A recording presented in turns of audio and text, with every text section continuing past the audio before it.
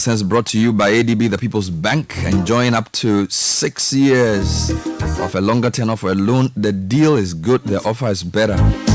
Reach us on 0302224043. Let's talk about a personal loan to resolve your financial challenges. Well, Business Sense this morning, I'm borrowing from emerging public leaders. So I was guest speaker for their 5th cohort graduation yesterday.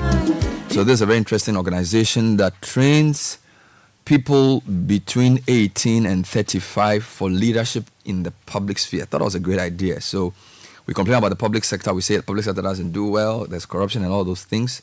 So here are about 25 young men and women being trained as public sector leaders. So they work in the public sector or in the public sphere. So it could be CSO, it could be media, but most probably they would work in a government agency. And they had a mantra that I thought was quite interesting. They say, emerging public leaders, think critically, act ethically, drive change. That was amazing. So whatever, you can't drive change if it doesn't start up here. So change starts with a thought, but doesn't end with a thought. So, and your thinking must be critical. It shouldn't just be simplistic surface thinking. You must think critically. So sometimes you must ask many questions to arrive at wisdom. But it's not enough to think, because change is not a product just of thought, it's also a product of action. So they say act ethically. So that means that you can act, you must act, but your action must be constrained by ethics. And we say there's many written laws, but ethics are the unwritten laws. So not everything can be explicitly spelled out in law. So you can act lawfully but be unethical. So beyond being lawful, you must be ethical. So ethics is beyond law, is greater than law in the race towards morality. And then they say drive change. So change doesn't happen on its own. You have to drive it. And it takes two factors: critical thought and ethical action. Emerging Public Leaders Ghana. Fantastic. Love it. So that's the business sense for this morning. Think critically, act ethically, drive change.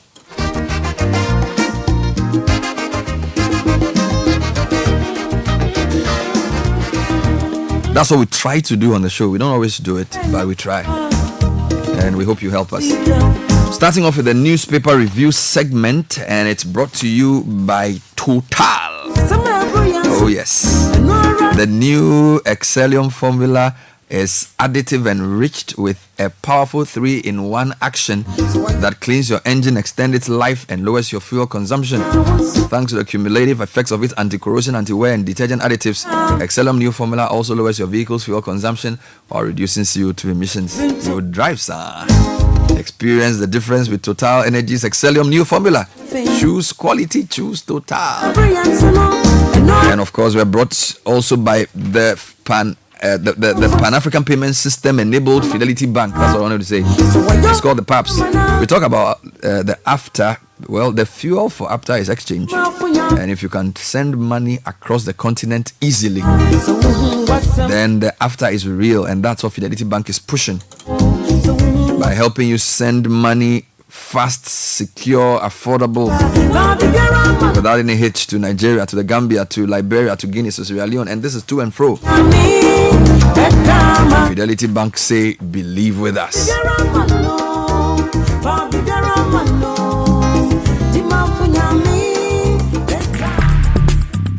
Join the conversation on the Citi Breakfast Show on Facebook at facebook.com/Citi97.3, Twitter at twitter.com/Citi973, and Instagram at instagram.com/Citi973 with the hashtag CitiCBS.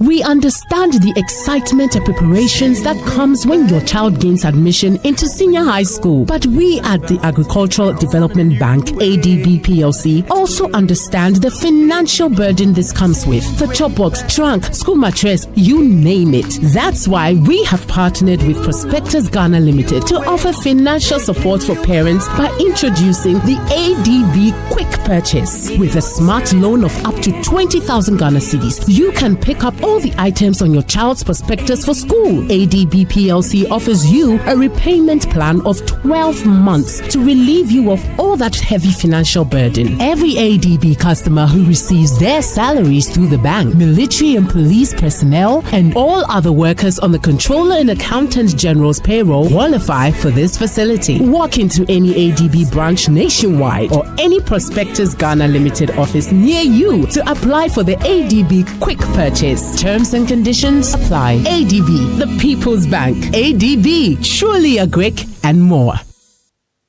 This is the Citi Breakfast Show, the city's biggest conversation. The Citi Breakfast Show. I just wanted to commend listeners of this program. You know, yesterday you were so angry, and I can say that we played less than 40% of the messages you sent because there were so many. And the people's power works, and I think in the past 5 days we've shown double people power. So the anger over the proposed sale of 60% shares to Rock City, whatever they say, the people's anger and the strike threat by SNIT led to its curtailment. And yesterday's outpouring of anger about this obnoxious ally, which wants to circumscribe some rights for some people and leave the rest of us to go to hell, was soundly rejected. And initially the minority sent a statement dissociating themselves, and then the Minister for Local Government did the honorable thing by withdrawing the bill.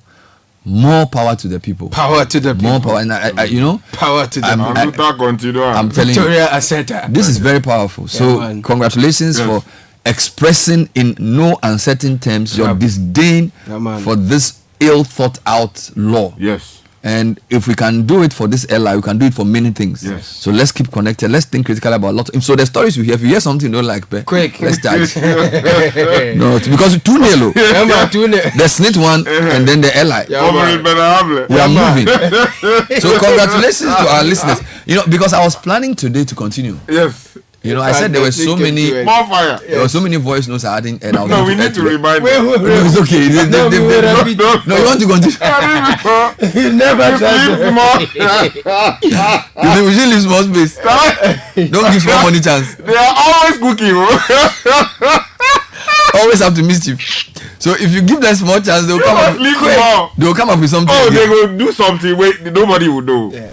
Then they will be there. They will do some stories. Say, oh, there's a problem somewhere. So they will create a problem and then they will solve it. Yes.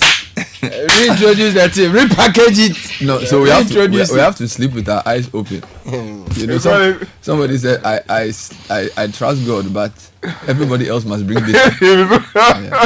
So thank you, Ghanaians, for helping to botch this very bad law. Yes. And straight to the headlines, starting with the Ghanaian Times. The Ghanaian Times says this morning, President launches 8.2 billion Ghana cedi deal for SMEs to provide financial technical support for small businesses. Also on the front page, we're told local government minister, as he stated, withdraws controversial road traffic ally. Second phase of Obechebi Lamte interchange to be completed by September. This is according to the resident engineer. And then also Fish Solutions projects positive outlook for the Ghana cedi. Daily Guide is reporting on the launch of the SME program. However, it puts the figure at $8.1 billion instead of 8.2 as captured by Ghanaian Times and the New Finder. Okay. NDC MPs fight over lithium committee. Baumia appointed to lead Ghana. This is Bupeura. And IGP says IGP Parliament pledged commitment to democracy. And sad story on page 6, man 27 rapes woman 62. Oh dear. The New Finder says this morning 8.2 billion SMEs fund unveiled, the largest investment in the sector in recent years. The President of the Republic here on the front page interacting with an official. Also, Ghana pushes for sustainable financing of housing. The Minister for Works and Housing, Kudjopo Nkrumah, is here with the Managing Director of Shelter Afrique, Tieno Habib Han. And then also Ablakwa's NDC sold parks and gardens lands, judges lands and other state lands. Well, it looks like there's a straight fight now between Abu Jinapo, the Minister for Lands and Natural Resources, and Samuel Okudzeto Ablakwa, who's leading another fight on between that front. Two Samuels. Okay. Samuel Abu Jinapo and Samuel Okudzeto Ablakwa. And then Bernard, World Bank praises BOG's independence, successful policy reform. So they put a police officer there to be looking at the point. Now they say that we are doing well. So congratulations to BOG. Daily Analyst this morning: Nigeria High Commission demolition. How ringleader pocketed Osu Stoo's $500,000 despite grabbing 50 million Ghana cedi booty disguised as compensation. Anthony Duke, ACN exposed. And unethical journalism bring Captain Smart to order. GJA Giba Pringpak tell Media General. NDC MPs proposed siren privileges are not done prayer fires. Let me take you to the Chronicle. The Fourth Republic has come to stay, says IGP George Ekufu Dampare, who is here holding a cup. We call it the Democracy Cup. Also, Jinapo, NDC government sold lands Okujeto has exposed. That is according to him. And also, NDC MPs propose siren privileges. Oh, I'm not done praise me. Yeah. So what is happening? So everybody is running away from the yesterday. Yeah. A member of the chairman of the committee suggested that this thing came in from the government side, right? The government who says The government is now everybody is owning it. This is what we'll do to all those policies. Go over them. Go over you. some other stories here on the front page, bro. Blame game. Republic Press this morning: government boosts a Greg as minister and views $3.2 million project for farmers. Siren law withdrawn following public pressure.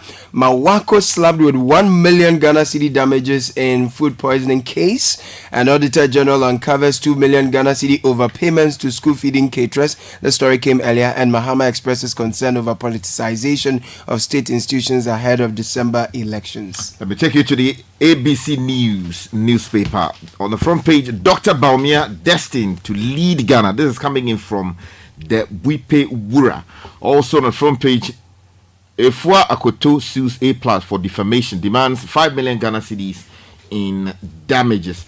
And Mawako slapped with over 1 million Ghana cedis in damages for 2022 food poisoning. The new publisher, Facts Don't Lie: How Mahama and his men shared prime state lands. July 13, 2015, Judicial Service lands, cantonments leased to Frims Oil Company Limited for 50 years. November 29, 2016, Parks and Gardens lands, cantonments sold to Wuntrim Limited for 50 years. Now, Apanyo Marking Chairs ECG board is here, and MP's siren and speed bill withdrawn. I take you to the Informer. The big story here says legacy project, first car to build 50 chapels, 50 two-bedroom houses. And also on the front page, don't underestimate power of labor. Ajimandia is warning government. Also on the front page, we're told, I am a promise keeper or promise keeper. Make me president. Baumia is telling Northern Ghana folks. And then also, as 2024 Petroleum Conference starts today, MPA boss assures of fruitful deliberations. And some other stories here, including the one on EC rejecting voters' transfer allegation. Today newspaper: governance in the public sector, focus on Senate. Mahama calls for free, peaceful election and smooth transition. IMF, World Bank still label Ghana as debt-distressed country despite completion of DDEP. Let me take you online. Before that, Herald says protest on UHAS campus over honorary doctorate for Akufo-Addo, accused of financially starving the university. In other headlines, declare Amewu's election as null and void. This is the Chachikata's addresses to the whole court in the Sal case. Other headlines: public anger forces government to withdraw Dadaba law for MPs, ministers and judges. And Napo heading to Nkrumah's hometown with apology. Elembele DC announces meeting with family. If you go to citinewsroom.com, address city depreciation and stop calling for unnecessary debate. Jinapo to Baumia. Also, this one is quite a curious story. Shanti region, Nahinsu chief arrested for unauthorized roadworks. Nana before read that story earlier. We'll probably talk about that later. Former Tor MD Asante Beku extradited to the US for allegedly bribing Ghanaian officials. This is quite a murky one. Serious and messy one. Yeah, and then the Jirapa Dubai murder court rescinds decision to transfer case to Kumasi. So the case stays in the Upper West region. And then Akufo-Addo appoints another umpire as road fund management board chair. So there's a bit of merry-go-round. The ECG board chair is now the Minister of State. Yeah. So that's Herbert Krapper, replaced by the majority leader as ECG board chair in the person of Apenyo Markin. Now you have Frank Anodonpre then going to take over as the road front board chair. So it's a bit of a musical chairs going on there. Those were all Citi Newsroom stories. My Joe Online, it's time to exorcise fear of imaginary betrayal by dual citizens. Kweku Azar speaking. Meanwhile, restructured debt helps Kokobot post $149 million profit, says Auditor General's report. Ghana's cocoa output is half of average, with harvest almost complete. So we are in a bad situation with harvest. The Auditor General's report is looking at the previous year. And then, Charlie, this one is serious. So, Auditor General size ECG for procurement breaches in $145 billion meter purchase. Maybe ECG will go and put up their light. So that's a couple of stories. Now, we need to actually look into that. Yes. So $145 million is a lot of money. A lot of money, yes. We'll read that story for you. I'll take you for a few more websites. If you go to Star FM, lithium and bauxite mining agreement laid in Parliament amidst drama. Anti-gay bill injunction. Supreme Court to deliver ruling on Sky Odoe injunctions today. So that's a big one. Is it 9 o'clock? No, normally we start around 9:30. 9:30. It will be live on air, by the way. And then police refute claims of ongoing recruitment. Now, I'll take you to a few more local websites. Class FM has a story I thought was interesting. Lack of rains is pushing scarcity of yam in the system. Now, I'm surprised. I thought I was reading a lot these days. The story says lack of rains. But it has to travel for some time before the rain, the tubers mature. So I'm told there's some scarcity of yam in the system. Yeah. And then withdraw LI on sirens. Minority says this came in a bit earlier on. The Ghana News Agency also has a story on Napo. Napo seeks prayers and guidance from the Manya Krobo chief. Okay. And then the president says over 2,000 kilometers of roads completed in the Ashanti region alone. All of those stories making the rounds. Let's come back to the main dailies. Okay, so let me take you to this story about the LI. And let me again commend the Ghanaian Times, because these days, Charlie, they are looking really, really It's looking nice, eh? Yeah, very, very, very positive. Things are looking they've up. done some investments. Things are knocking things. Yeah, solid. Now, Julius Yao-Petechi reporting from Parliament House on page 4 of the Ghanaian Times says local government minister withdraws controversial road traffic LI. Now, the Minister of Local Government, Decentralization and Rural Development, Martin J. Mensah-Kosa, has withdrawn the controversial road traffic regulations 2012 LI 2180. Well, it looks like they used the wrong title for the LI. So this is the old one. They're using the So they've done the new one. Yeah, that's right. Good. Now, the withdrawal follows public outcry against the instrument, which seeks to amend portions of the Road Traffic Regulations 2012.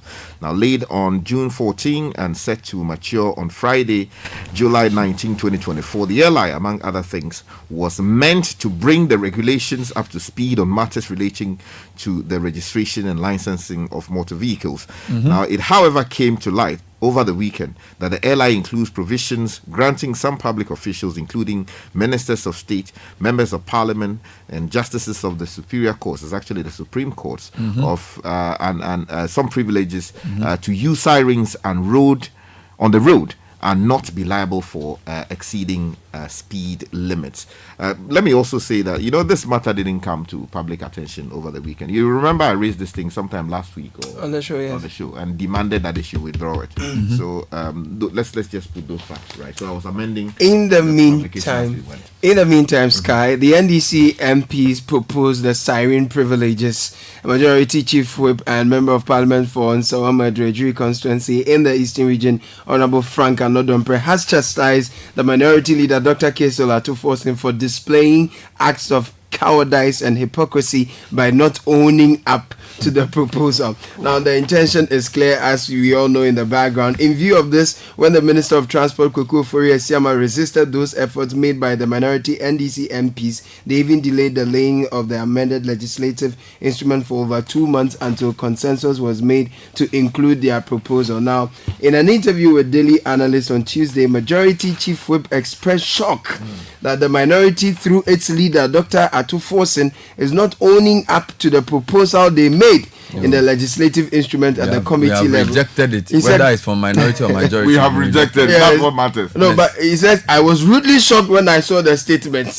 He's trying to say that indeed it was coming from the minority. Okay, but let's take you to some other issues. So controversy over who is selling state property. Blame game continues. Yeah, if you go to page 5 of the New Finder, a Blackwas NDC sold parks and gardens lands judges' lands, and other state lands. And the story says it is emerging that a number of public lands, which the Member of Parliament for Norton constituency, Samuel Okudzeto Ablakwa, alleges have been sold by the government of President Akufo-Addo as part of what he says is a state capture by the current government, were actually sold under the government of President John Dramani Mahama, under which he served as a Deputy Minister of State. Now, a press statement issued by the Minister for Lands and Natural Resources, Samuel A. Jinapo, MP, chronicled the history of the transactions on each of the lands alleged to have been sold by the current government.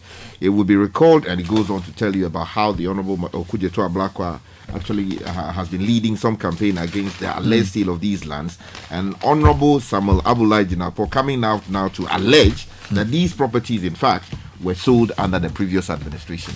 All right, now let's talk about the $2 billion deal for SMEs. I must say though that Honorable Samuel Okudzeto Ablakwa has put out some details basically contradicting what Honorable Jinapo is saying. So now the president has launched an 8 billion CD deal for SMEs, whereby financial technical support for small businesses. That story is in the Finder, it's in the Daily Guide, and it's also in the Ghanaian Times, and it simply says that the president has launched the SME Growth and Opportunity Program, which seeks to disburse 8.2 billion cedis to Ghanaian businesses. The program, an initiative of the Ministries of Finance and Trade, has been designed to achieve results drawing from lessons of past programs and challenges faced by SMEs in the country. It prioritizes coordination between participating institutions, the Ghana Enterprise Agency, Exim and Development Bank, Ghana DBG, to ensure targeted delivery of financial and technical support across the whole spectrum of SMEs. So that's a good one. Hopefully it gets to the right people. Yeah, talking about financing, let me take you back to the Finder. Page 5 of the newspaper says World Bank praises BOG's independence and successful policy reforms. Now, Isaac Edu, reporting from right here in Accra, says the World Bank has commended the Bank of Ghana for its independence, which has been pivotal in the success of various policy reforms aimed at reducing inflationary pressures on the Ghanaian economy. Now, this recognition was highlighted in the World Bank's latest country policy and institutional assessment report themed CPIA Africa 2024 Structural Reforms for a Vibrant Private In the meantime, the IMF and World Bank still label Ghana as debt-distressed country despite completion of DDEP. Story on page 6 of the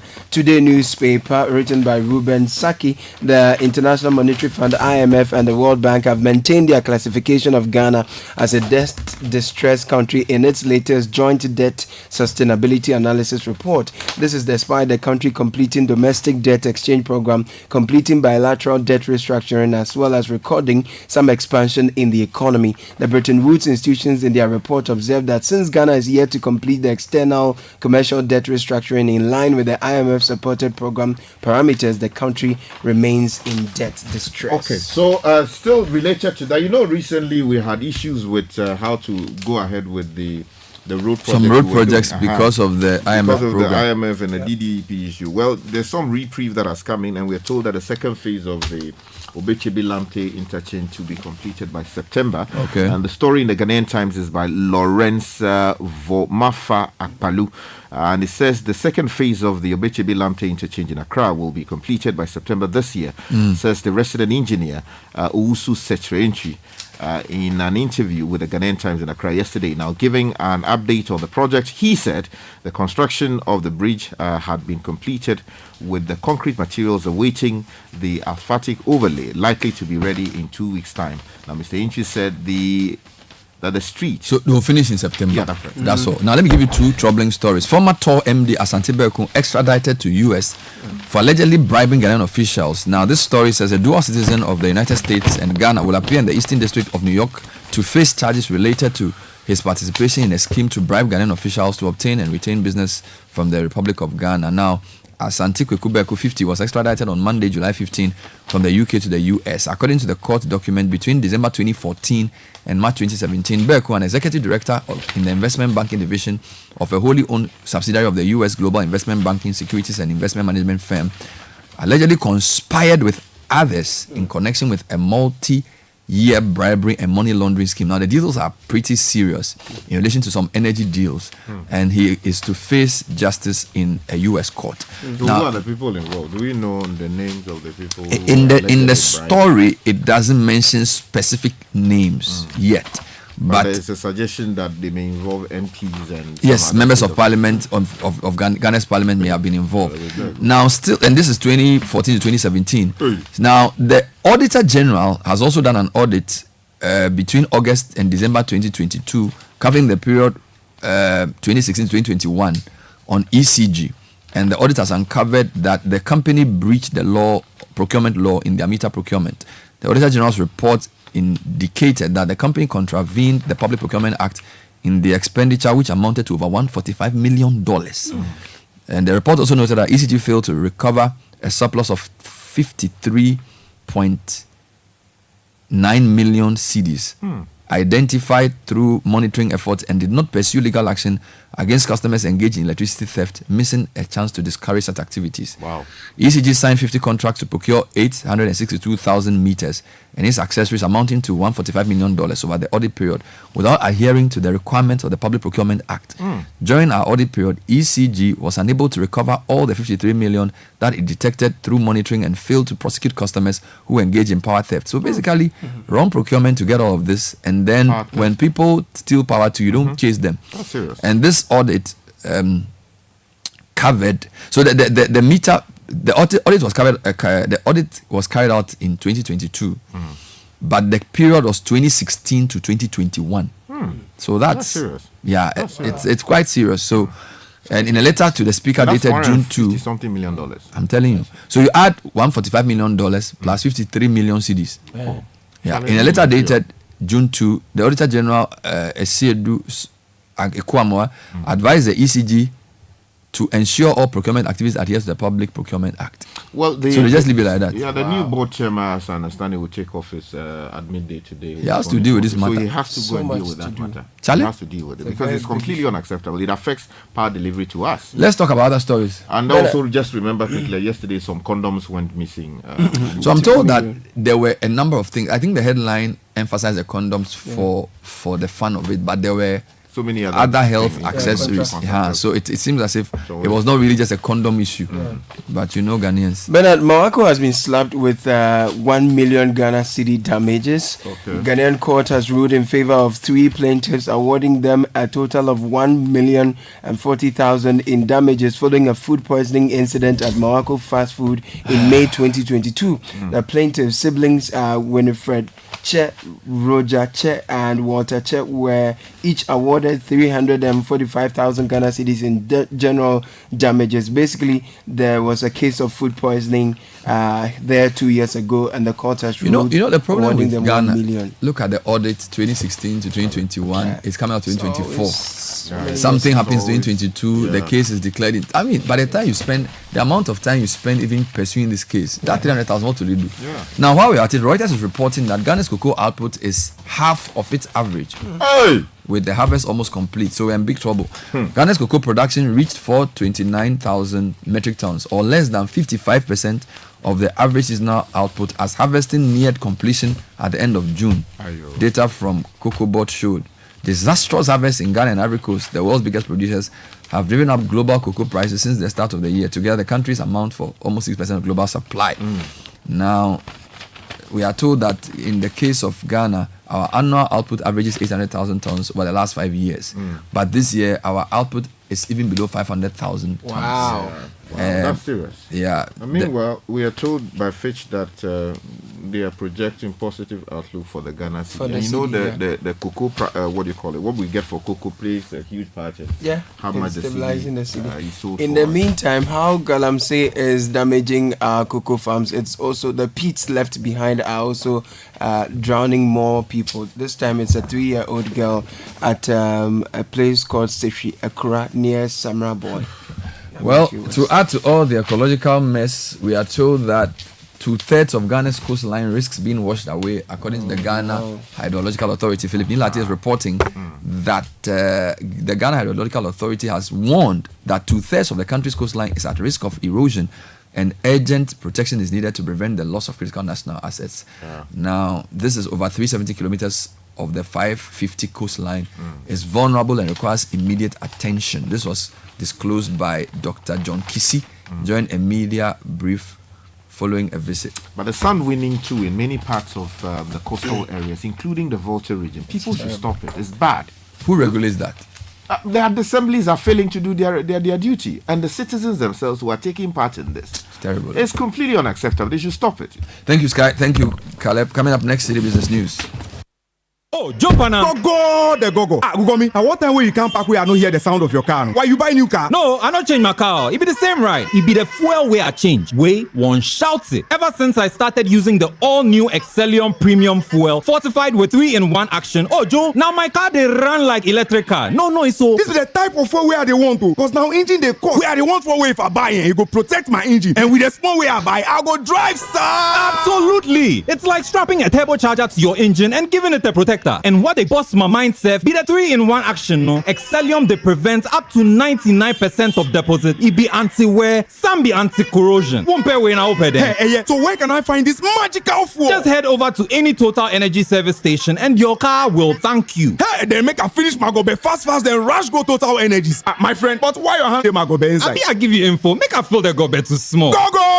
Yo, Pana. Excellium is designed to protect your car engine, decrease fuel consumption, and lower CO2 emissions. Don't say fuel, say Excellium. Choose Excellium, choose quality.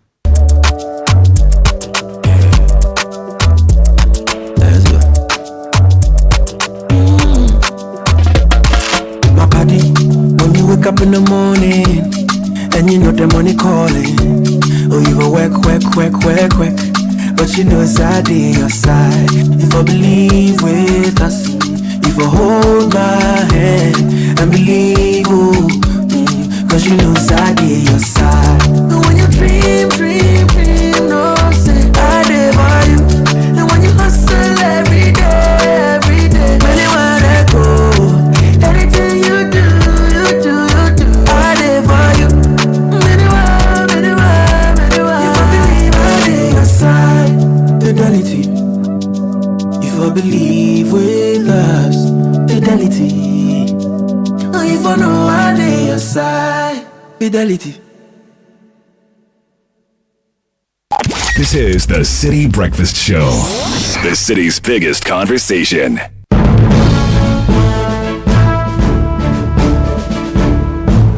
City Business News with Latte, brought to us by Access Bank, MTN and Goil.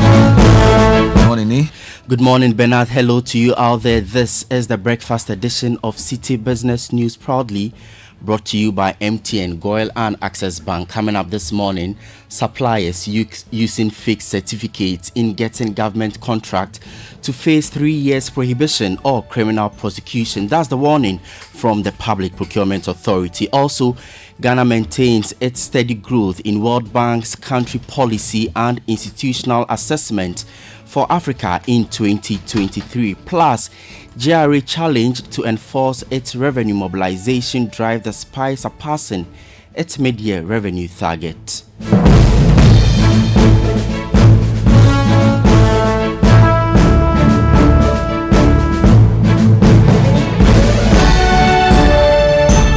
My name is Neil Latte. Thank you for joining us. Details of our stories now. First up, the Public Procurement Authority, that's PPA, has announced stringent measures to curb the use of fake certificates among suppliers, contractors, and consultants engaged in public procurement. The authority warns that individuals found with fake certificates would face up to 3 years of prohibition from participating in public procurement alongside potential criminal prosecution.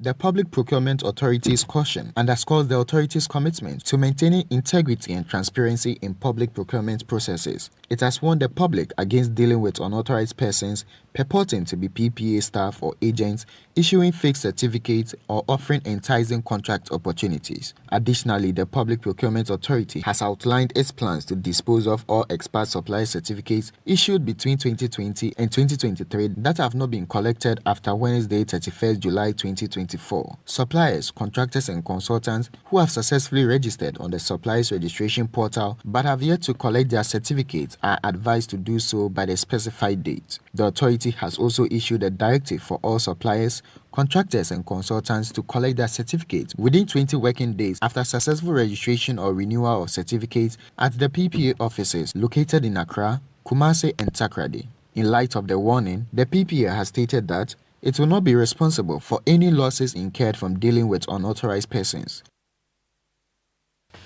Moving on, Ghana's score on the 2023 World Bank Country Policy and Institutional Assessment for Africa report remained steady at 3.4 out of 6 unchanged from the previous year. Similarly, the average score for sub-Saharan African countries also remained stable. More details can be found in the following report. The CPIA Africa Report 2024 provides an assessment of the quality of policies and institutions in all 39 International Development Association eligible countries in sub-Saharan Africa for 2023. Ghana's lowest performing cluster for 2023 was economic management, where it recorded 2.8, although the figure was 0.2 points higher than what was recorded in 2022. For public sector management and institutions, the country recorded a score of 3.6.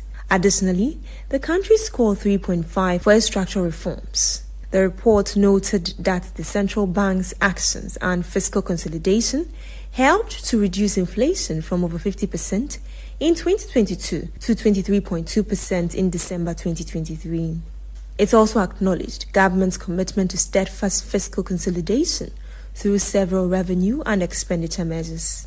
The report further indicates that although Ghana's debt policy is weak, authorities have been engaging with creditors to seek a comprehensive debt restructuring and have taken steps to enhance transparency. The report also captured the trade facilitation strategies that have been put in place but noted challenges with consistency, broken links in the trade inquiry portal, and limited use of a risk-based approach for inspections. In 2023, the average CPIA score for International Development Association eligible countries in sub-Saharan Africa remains similar to its 2022 level at 3.1. However, more countries saw improvement in their overall scores compared to those that received downgrades, and fewer countries' scores declined compared to the previous year's CPIA assessment.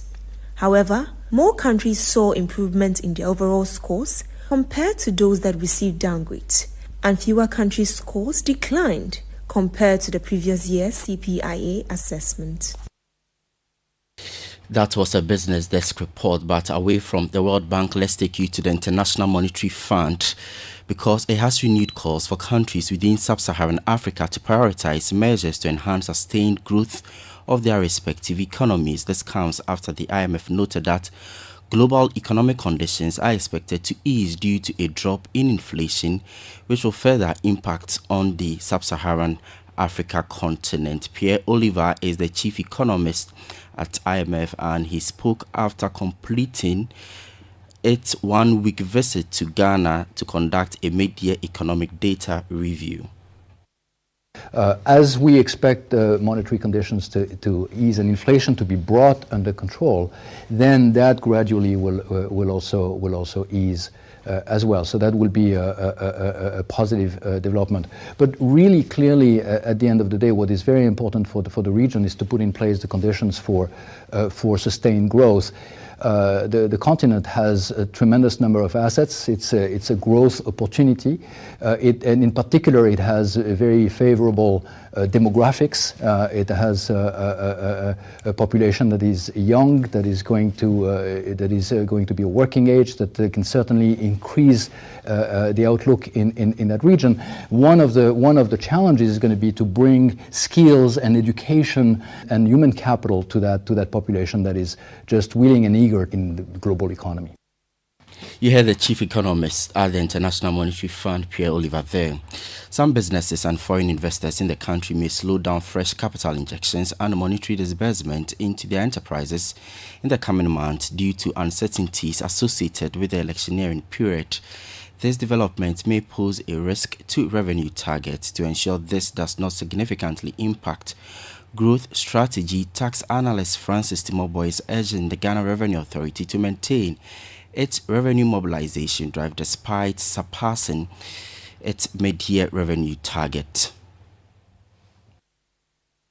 We need to refocus our attention, shift away from customs because of the way the city is behaving, and focus more on domestic taxes to be able to make up for any shortfall that will come from customs. For example, there's more expectation of enhanced compliance measures. We should see more of the tax audits, especially for companies who have not been audited before. Like I said, this is an election year, so most businesses will, slow down a little bit because of political, risks that they might have factored into their decision making. So all this boils down to some challenges that needs to be overcome in order to be able to achieve the full year revenue target. But I think that the current momentum by the Ghana Revenue Authority, with a little push, something can be done. And even if we are unable to achieve the full year target, whatever deficit that may be created because of election expenses, I believe that will not be too big for any government that may come to deal with the deficit. That's Francis Timobo. He is a tax analyst. Local manufacturers and businesses are being urged to aggressively tap into the many opportunities presented under the African Continental Free Trade Area AfTA to accelerate growth. Under the AfTA, it is projected that Africa's economy will reach an estimated $16.3 trillion by the year 2050, positioning it as the 8th largest global economy. However, the CEO of the Ghana National Chamber of Commerce and Industry, Mark Bedu Abuaji, says local businesses are yet to fully leverage the benefits of AfTA. Speaking to Citi Business News, he encouraged local business owners to take advantage of the trade agreement. Every manufacturer, wherever you find yourself, what you are looking for is a market for your product. And that market has been created under this AfTA. So if you are really a serious business, then once you hear that there is something called AfTA, you need now to search for how do I take advantage of this AfTA? Which institutions do I have to consult or contact to be able to get the necessary information to be able to export under AfTA? So the businesses themselves, they have to be aggressive and look for information. And I think that with the help of Chamber of Commerce and other institutions, they'll be able to take advantage of the AfTA. Chief Executive Officer of the Ghana National Chamber of Commerce and Industry, Mark Bedu Abuaji there. Before we go, let's take you to the forex market because the dollar could be sold to you at 15 cedis 70 pesos. The British pound could be sold to you at 20 cedis, while that of the euro going for 16 cedis 80 pesos. And that's it for the breakfast edition of Citi Business News with me, Lati. Do have a good business day. Beautiful people, we are live in town, soaking in the excitement about the partnership between Access Bank and PABS, revolutionizing the way people move money across Africa. Let's hear directly from those reaping the benefits. It's a relief. Anytime I send money back home, my family receives exactly what I send them, instantly. I'm studying in Ghana, but originally from Nigeria. With this service, my parents send my school and hostel fees directly, and they do it with so much ease. I run a fashion business. Let me tell you, sending and receiving money across Africa without those annoying forex fees has really cut down our operational costs. Benefit from instant payments across Africa with zero foreign exchange hassle. Visit our website www.ghana.accessbankplc.com or call our toll free on 0800 00 4400 for all your cross-border payments. Pass it with Access Bank. Access Bank, more than banking. Hey, managing a business is not easy. I mean, all the beyond boss or CEO, entrepreneur, it takes hard work and a whole lot of please come and buy. Me, I'm getting tired though. I mean, I care about my business, but this stress and sleepless nights. Hey! Dentina, won't call MTN SME month. Yes, you're fine, pal. See, right who sells electronics on our junction. He participated last year and he got a lot of expert advice and some tech things that has made running his business very easy.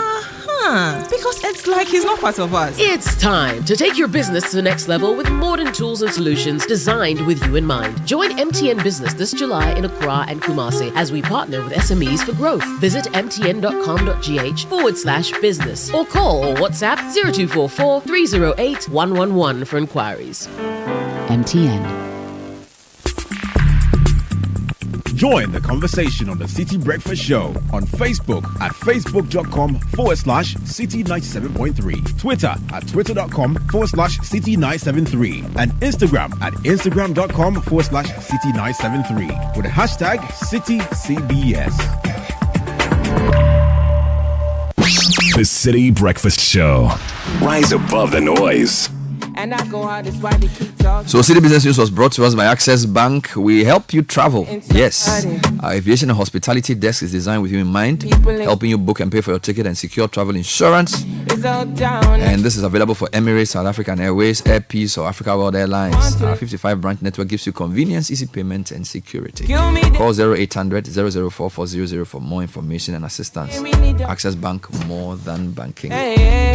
News brought to you also by MTN. Thursdays are now extra special on MTN. Yes, your Thursdays got more exciting because from now on you get a nice 25% discount on your first data bundle purchase of the day when you bundle on my MTN app or use *138#. MTN is saying there's not enough for a lovely customer like you, so they're offering a free extra movie ticket when you pay with Momo at the Silverbird Cinemas at Accra and West Hills Mall. It's a sweet deal. Set a reminder to bundle my MTN or *138# and make the best out of your 25% first data bundle discount. Good Energy has hit the road with some great and exciting choices to energize your vehicle. It's giving you more options than ever. Watch this space for more information. Kickoff is next this morning. Nathan Kwao is back in his back to his first love. Yes, his first love is sports. Yeah, can't wait for the Olympic Games. Of course, Kickoff is brought to us by Lesheho. We have introduced a fixed deposit solution that's amazing. Makes your money work for you. Don't settle for average returns. Join the investment revolution with the fixed deposit solution from Lesheho. Call 027 004 0799. The clock is ticking. Lesheho, let's improve life. And Shell is amazing with a simple truth about love. Every car loves Shell. With over 100 years of innovation, you don't just buy any fuel, you're buying the most advanced fuels which save you money in the long run. Our Dynaflex Tech are Shell's most advanced fuels designed to prevent deposit buildup and keep your engine clean and protected. Drive into a Shell station today, fuel up your car with Shell fuels designed for better engine performance. Go well.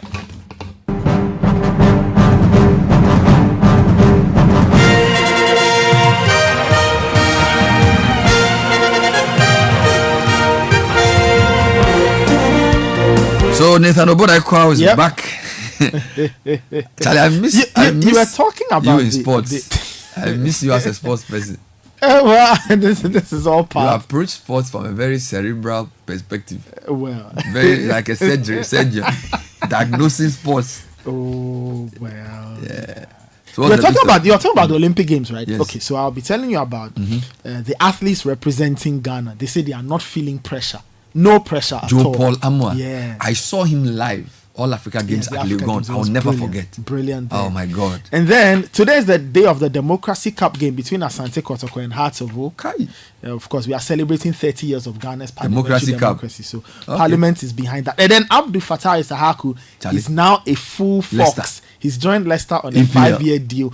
You should have seen the unveiling video. Oh, he's done They brought a rock band. He's done well. Really, really He's good their stuff. star player. He is their star man there. That and a lot more coming up on Kickoff, proudly brought to us by Shell, Lecheho, and Zonda. Let's start off with Team Ghana in Paris. They are getting ready for the next Olympic Games, which starts on the 26th of July.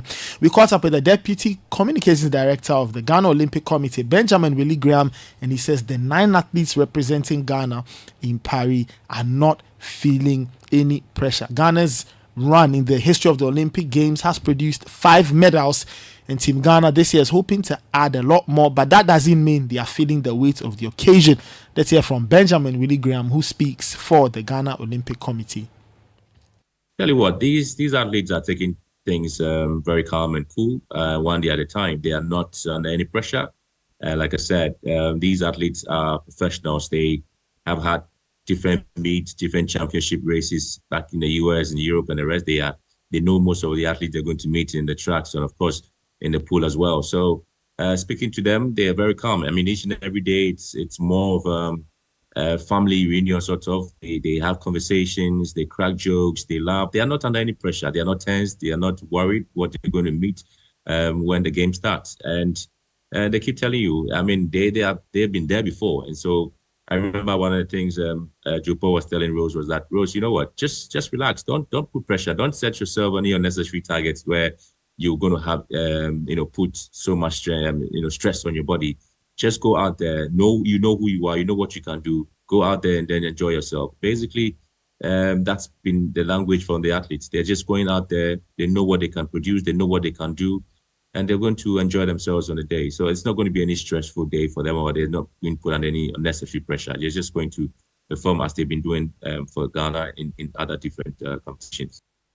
That was Benjamin Willie Graham, who's the Deputy Communications Director for the Ghana Olympic Committee. Talking about Ghanaians doing big things on the global stage, Majid Ashmeru, he signed a 2-year contract with Belgian side Anderlecht. He was set to leave the club, or his contract was set to run out in a year, but the extension means he gets to stay with the Belgian Giants until 2027. He's played over 100 games for the Belgian side Anderlecht, and he joined them in 2021. We said Black Stars players extending their stay, and Abdul Fattah Issahaku yesterday was officially unveiled as the latest Leicester City player. He joined them from Sporting Lisbon. He joined them on loan last season, but his performances, 43 games, 7 goals and a number of assists for them, and those numbers have convinced Leicester City to spend about 17 million euros on him.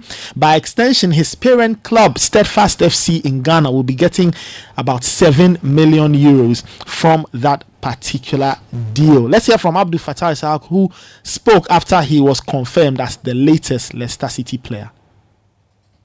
Always feel good when I hear the fans singing my name. I can't wait to see them. I miss them so much. It was one of my best moments in my career for now. It's just getting started. Abdul, you're now officially a Leicester City player. How does it feel to be back after your loan spell last season? Actually, it feels amazing and so good to be back and to focus again for next season. What a season it was as well, to be promoted from the Championship as champions. Just what was it like to play in? For me, it was amazing, and it was one of my best moments in my career for now. And So that was Abdul Fattah Issahaku speaking as Leicester City's newest acquisition. Later today, though, at the Accra Sports Stadium, Hearts of Oak and Asante Kotoko face off in the first ever Democracy Cup match. That game will be played at 6 p.m. and is a highlight of Ghana's 30th anniversary celebration of Ghana's parliamentary democracy. Let's hear from Asante Kotoko's assistant coach David Oklu, who speaks about how ready the Porcupine Warriors are for this evening's encounter. I think since we were informed of this Democracy Cup, we accepted it in good faith because it's a laudable initiative. So we started preparing, even though we get rid of a lot of players, but we have able guys there. We started training. So far, training was good, I may say, and I think we are ready to put Accra down again. We've beaten them twice. We've beaten them twice, and we are ready to give them a yearly. So I think we are good to go. Asante Kotoko assistant head coach David Oklu speaking, trying to do a third on Accra Hearts of Oak in a space of weeks or months. Let's get to England now, and former England defender Gary Neville has explained why the English FA should name an English successor took Gareth Southgate as the new England boss. Southgate left the role yesterday after 8 years in charge. He led them to 2 Euro finals, a World Cup semi-final and a World Cup quarter-final. The English FA has drawn up a short list of possible candidates, and that list includes Eddie Howe, who's current Newcastle manager, and former Chelsea boss Graham Potter. Names like Jurgen Klopp and Mauricio Pochettino have been mentioned as well. But for Gary Neville, whoever takes over from Southgate must be an Englishman. Over the years, we've had every different type of manager, the fashionable international manager, the best English managers. We've had Gareth, who's been through the ranks with obviously younger teams, who's maybe not had the fashionable career at club football that maybe some have had. You saw the Spanish manager on Sunday, who again has had a different trajectory than most managers in football that manage at the very top level. There's no science really behind it in terms of what works at international football, because I think all things have worked. Where England go next, I don't know. There are some obvious contenders. I think Graham Potter will get mentioned and Eddie Howe will get mentioned. I think it will definitely be an English manager. I think when you think about St George's Park and the move there a few years ago, where it was to promote and encourage and develop English coaching, I do believe the FA will think properly about that, and the fact that to actually appoint an international manager would be wrong, that we need to develop English coaches, because it's very difficult for English coaches to get jobs at top Premier League clubs. So to actually then take that job away from an English person and give it to an international manager doesn't seem right. So I think we will be talking about Graham Potter, Eddie Howe and candidates like that. Former Man United and England defender Gary Neville speaking there. And that's how we end this morning's edition of Kickoff, the latest from the world of sport. My name is Nathan Kwame. Many thanks for tuning in. There's more sport on citisportsonline.com, and there's more news in our subsequent bulletins. Plus, later today at 10 p.m, the Sports Roundup on Channel 1 TV will be on. Many thanks for listening. Do have a fantastic day. Stay safe, take care, and bye-bye. Let's go, let's go, let's go, If you need unique services, innovative financial solutions, we deliver on our promise, cause we are number one. Let's go, we improve your life. Let's go, let's go, hey mama, hey mama, hey mama. Even when you're stuck with nothing, come to let's go. No matter your situation, come to let's go. Let's go, we improve your life. Let's go, hey, let's go, hey, let's go, hey mama, hey mama, hey mama. Let's go, we improve your life. In a world where only the best survives, you need a fuel that can match your drive. A fuel with unparalleled protection for your engine, superior efficiency, and unrivaled performance. A fuel so unbeatable, when you get behind the wheel, you'll focus on what really matters. The journey ahead. That fuel is Shell V-Power, because no other fuel gives your engine better protection, better efficiency, and better performance. Be unbeatable. Drive unbeatable. Shell V-Power. Shell, go well.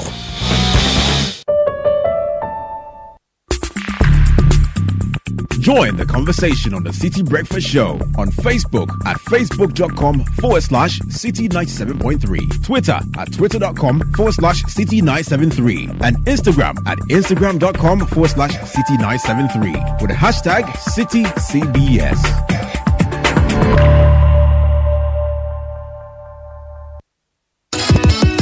The entries have been received and the marking has begun. Who makes it to the next round of the Literacy Challenge 2024? Randomly selected entries will be read on 97.3 Citi FM on Brunch in the City and the Traffic Avenue, and on Breakfast Daily on Channel 1 TV. Stay tuned to 97.3 Citi FM and Channel 1 TV to find out who makes it to Level 2 of the Literacy Challenge. Level 2, Aptitude Test. The top 50 contestants from across Ghana to make it to the next round shall take part in a written aptitude test on Saturday, 27th July 2024 at 12 p.m. at the Accra Digital Center. Grand finale. The top 10 contestants chosen from level 2 shall compete for the grand prize of 10,000 Ghana cedis in a classic quiz competition on Saturday, 17th August 2024. The Literacy Challenge 2024 is powered by Citi FM, supported by Channel 1 TV, and is sponsored by Ghana National Gas Company, Alive Soap. Feel fresh, feel alive. From the House of Wilmer Africa Limited, Fortune Spread for Bread, yummy, delicious, always on point. Another quality product from Wilmer Africa Limited. Ruby Biscuits by M4 Foods and Prospectus Ghana Limited.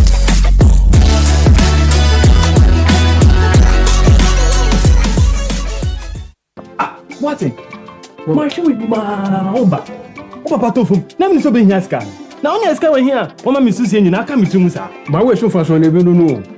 And when we say, Mono, which me the Bushenia, only 74 years. Ebeka said about Assem 2 said Assem 2 Mia, we need to account with them. Sikefia, Michano Busumiano, a sofa so no. Before my pet, you know, mobile memoir, and it's so be a bomb about you. Baby dinner, Yena and Faso. Monsieur Wakai say, Ora Boating, so I'm funny papa, I share my way insurance no more. And come for to do when you are. I say, I bring you obey my way insurance no. Do boost your name up Pabako ebe sheso. Everything I yere, ukunu, umame, papa, unia, and now ba. Nipa bia odi nebeka ono, send nipa no want to ashe. Power phone, net dial is *165#. Oh, MTN so say sia. Send you my way, cause say no way. Hi, Mom, it's me, Kwame. Hey, Kwame, how are you? Mom, I'm fine, oh. Okay. You know something? No, tell me. I'm looking for a complete furniture set for my new place. Kwame, I've told you before, the only one place you should go, eh? Yeah, Mom, but I need a mattress to fit my bed. Ash foam. I need a bed to fit my room. Ash foam. What about a sofa where go relax my body? Ash foam. Wardrobes to fit all my clothes? Ash foam. What about linens and pillows for sweet dreams? Kwame, Ash foam. Mommy, that I feel you. Ash foam all the way. For mattresses to beds, sofas, wardrobes, linens, pillows, and more. Don't waste time and visit any Ashram showroom across the country or call our hotline at 0243 200 729. Ashfoam. Feel it, know it. My name is Khadija Osman, the founder of Oskalim Food Processing. Oskalim is registered as an agri-bees industry. Youth Starts Ghana Jobs and Skills was very helpful to me. Through the program, I was able to learn how to write my business plan very well. And God being so wonderful, I was selected to get the grant. When I took the money, I added some and I was able to acquire a tea bag filling machine.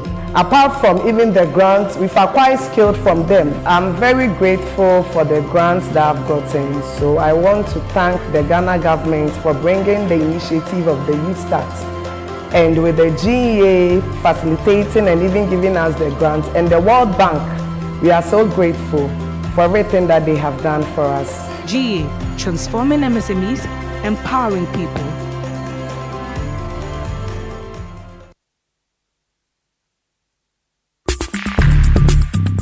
Join the conversation on the Citi Breakfast Show on Facebook at facebook.com/Citi97.3, Twitter at twitter.com/Citi973, and Instagram at instagram.com/Citi973 with the hashtag CitiCBS.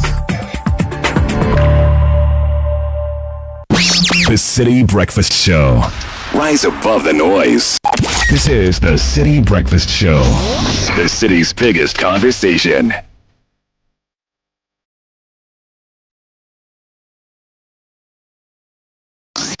Unleashing the power of relevant radio. This is Citi 97.3.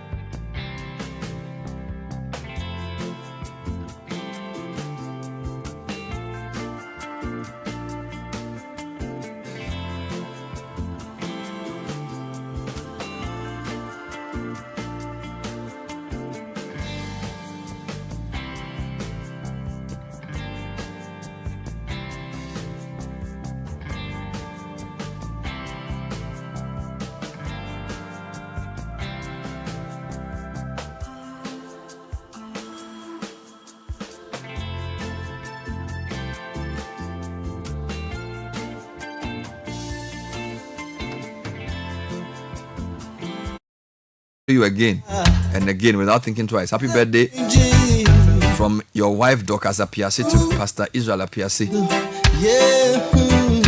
To David Aniekeme Umo, the CBU Director of Telecel Ghana. May this year bring you more opportunities for growth and success in both your professional and personal life. From Roland Nomeshi to David Aniemeke Umo. To Precious Jacinta Treme of State Housing Company. You're such a wonderful, sweet, caring and supportive wife. Love from Kweku Jr., Madam Irama and Mr. Daku. Happy birthday to Doreen Vasta Gepe. You are my pride, my joy, and my love. Yes, to another wonderful year from your mom, Ekina. Wishing the most wonderful mother in the world, Deaconess Ruth Nyakwankra, District Women's Leader of Nurses Quarters District, Church of Pentecost. From your husband, Elder Mark Nyakwankra, the children, Anastasia, Vicentia, and Alberta. May your blessings be as numerous as the stars in the sky, and may you continue to be the pillar in our lives. We love you so much. You know I love this song. Yeah. But when she does reggae in a way nobody else does, Charlie. On my end, These were some of the songs I grew up listening to. I tell you. Now in the 80s. Late 80s, early 90s. The early 90s. Yes. Early 90s. Then there's a laughter.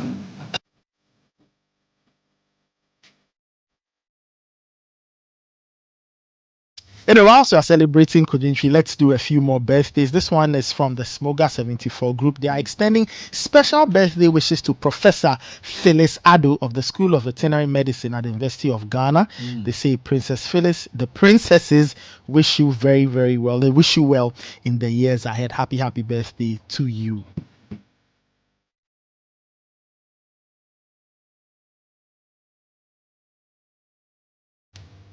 This one says, happy birthday to Precious Jacinta Treme of State Housing Company. You are such a wonderful, caring person.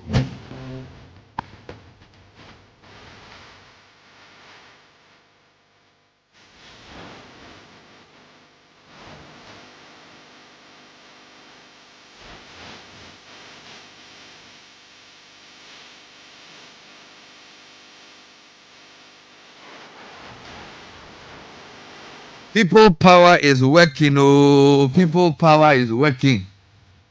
And it's funny, I haven't seen an issue.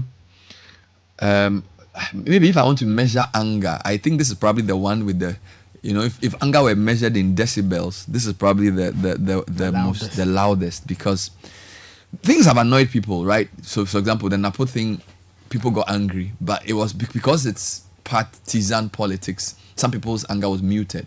They were just disappointed. But on the issue of this LI to allow MPs, ministers, deputies, and Supreme Court judges to drive without speed limits, I think I've not seen an outpouring of anger like this in a long time. Which is why I asked people to tell me why they were angry. And a lot of people connected. And for me, what makes me happy is people connect the dots. So they're saying it's not just the fact that you want to be treated special. It's the fact that you don't even see that the traffic you want to avoid is something we go through every day. You get it? So if there's one issue that unites Ghanaians and that expresses the way we feel about our leaders collectively, I think the traffic thing was it. So we are all in traffic. Some of us are waiting for Trotsky. Some of us are in Trotsky. Some of us are in Bolt, Uber, taxi or private cars. We are all in the lane. Then you say, we should let you pass because your work is more important and you're better. Now, that's not bad enough. What makes it worse is that the traffic that is there is because of your ineptitude. Either there's potholes in the road or you've not come up with a proper transportation system. And you now want to circumvent that and give to yourself the power to drive. you get it? So it's like you have your dereliction in not solving the road issue. Your dereliction or ineptitude in not dealing with the urban mess of not a proper functioning transport system. You can't even have a simple bus system. Tanzania has a BRT that works. They have tram lines. You are not able to implement a simple urban transport solution. Then to add insult to injury, you go and meet and say you want to pass a law to give you the right to put a siren on your expensive car that you bought at the expense of the taxpayer, and then you want to now drive without a speed limit. You see, so this one unites everybody from the fisherman, the farmer, the unemployed, to even the high and mighty who are not in political office. And I think politicians should use this as a serious warning. The anger I saw yesterday, even at a program I attended, people accused me and say, but you didn't play my voice, you didn't talk to, you didn't let me call. What kind of nonsense is that? What is that? Hey, bro, I'm just on air. I said, no. You know, politicians and our duty bearers should be very careful. They should be very careful because you see, these things, they are tempting people. You are already doing things we don't like. You are not giving us simple, we don't even have simple, proper. Look, today when I was coming to work, I got to Circle. 2 of the Alolo buses, one was in the 3rd lane, one was in the 2nd lane. We can't even dedicate a lane to buses. So people who want to even take a bus from Amasaman to Accra have to sit in a trotro, which a lot of which are not even fit for purpose. You don't go to any serious country and sit in such things that we call trotro here. But we've tolerated that. Then you go to places, there's all kinds of potholes. So you are driving and you get to a point, there's a long hold up. Not because of anything, it's because there's a pothole. Yeah. You are driving from Dowenya to Accra. You get to Barrier. There's a big gully there. Okay, then you can't move. You get to Dansoman Junction. For a long time, there was traffic there. Now there's one at Achimota. So when you pass under the overhead and you are going towards La Paz, you take a left, or you are coming from, N1 into Tesano. Just unnecessary things. You go through all of this. We've complained, we've not listened. Now you want to go and sit in parliament and say that we should allow you to put a siren on your car. So you do, and they even do it now. When we started war against the discipline, they were catching, and sometimes they would drive against traffic. They would drive against traffic, shine their highlights on you because you are a lower citizen. And we should sit down and pay you to do such nonsense. And when the alarm blows, you say it was NDC, MPP, NDC, MPP. Shame on you. Shame. Shame for your insensitivity. You are out of touch with the ordinary Ghanaian. You have no idea what people go through. The car you are driving is more expensive than a chips compound. If we melted all the V8s that you were driving, we can build a chips compound in each district. Isn't it? How much do you sell a V8? Isn't it $80,000? More than that. How much did it cost us to build that in Amefe? It wasn't that much. You get it? So if you look at all those V8s moving, how often do you even use it? When we say, oh, let's have a full set of 4-wheel drives so you can all drive normal cars. Most of you live in Accra Monday to Friday. You go for funerals over the weekend. You can use pool cars to do it. No, everybody has got their V8. It's a symbol. So now if you arrive somewhere you don't have a 4-wheel drive, you are not a big man. A society that still has people who go to school under trees, that has people who don't have access to healthcare. Fred did the story. People are still crossing rivers to go to school. You do all of this. We haven't complained. Then you now say you should allow you to pass a law to equate you with the president, the vice president, and the speaker of parliament and CJ. How? We've put a law in Ghana. Okay, fine. President is president. We don't have a problem. Vice president, no issue. Speaker, no problem. CJ, cool. Police, okay. Ambulance, they want to save us. I have no problem with an ambulance because, you know what happens when people are dying. Yeah. In Ghana, somebody is dying. We put him in a taxi. Yeah. A taxi. And rush the person to a hospital. Taxi. You get it? Then, and sometimes the ambulance don't even have petrol. And sometimes you need to call people before you can even get access to one. I have a friend. He told me he wasn't going to come back. I said, why? I said, Charlie, here's one day they were in the house at 2 a.m. and his son couldn't breathe. He didn't know what to do. He called, I don't know, he said, I think the guy was like 4 years old. He called 911. He said, Aloski, the people came to my house, came to take the boy to the hospital that night. And the boy is still alive today. He said, Charlie, maybe the work I'm doing there may not be good though. But when I think about these things, when I think about these things, say, Charlie, Ghana, you even call, they won't even mind, the nurse will even be rude to you. And all of this is because the system we've built only favors the rich. Then you, an MP, who's supposed to be a rep of the people, or you, a minister. The word minister is an ancient English word. It means servant. That's what the minister is.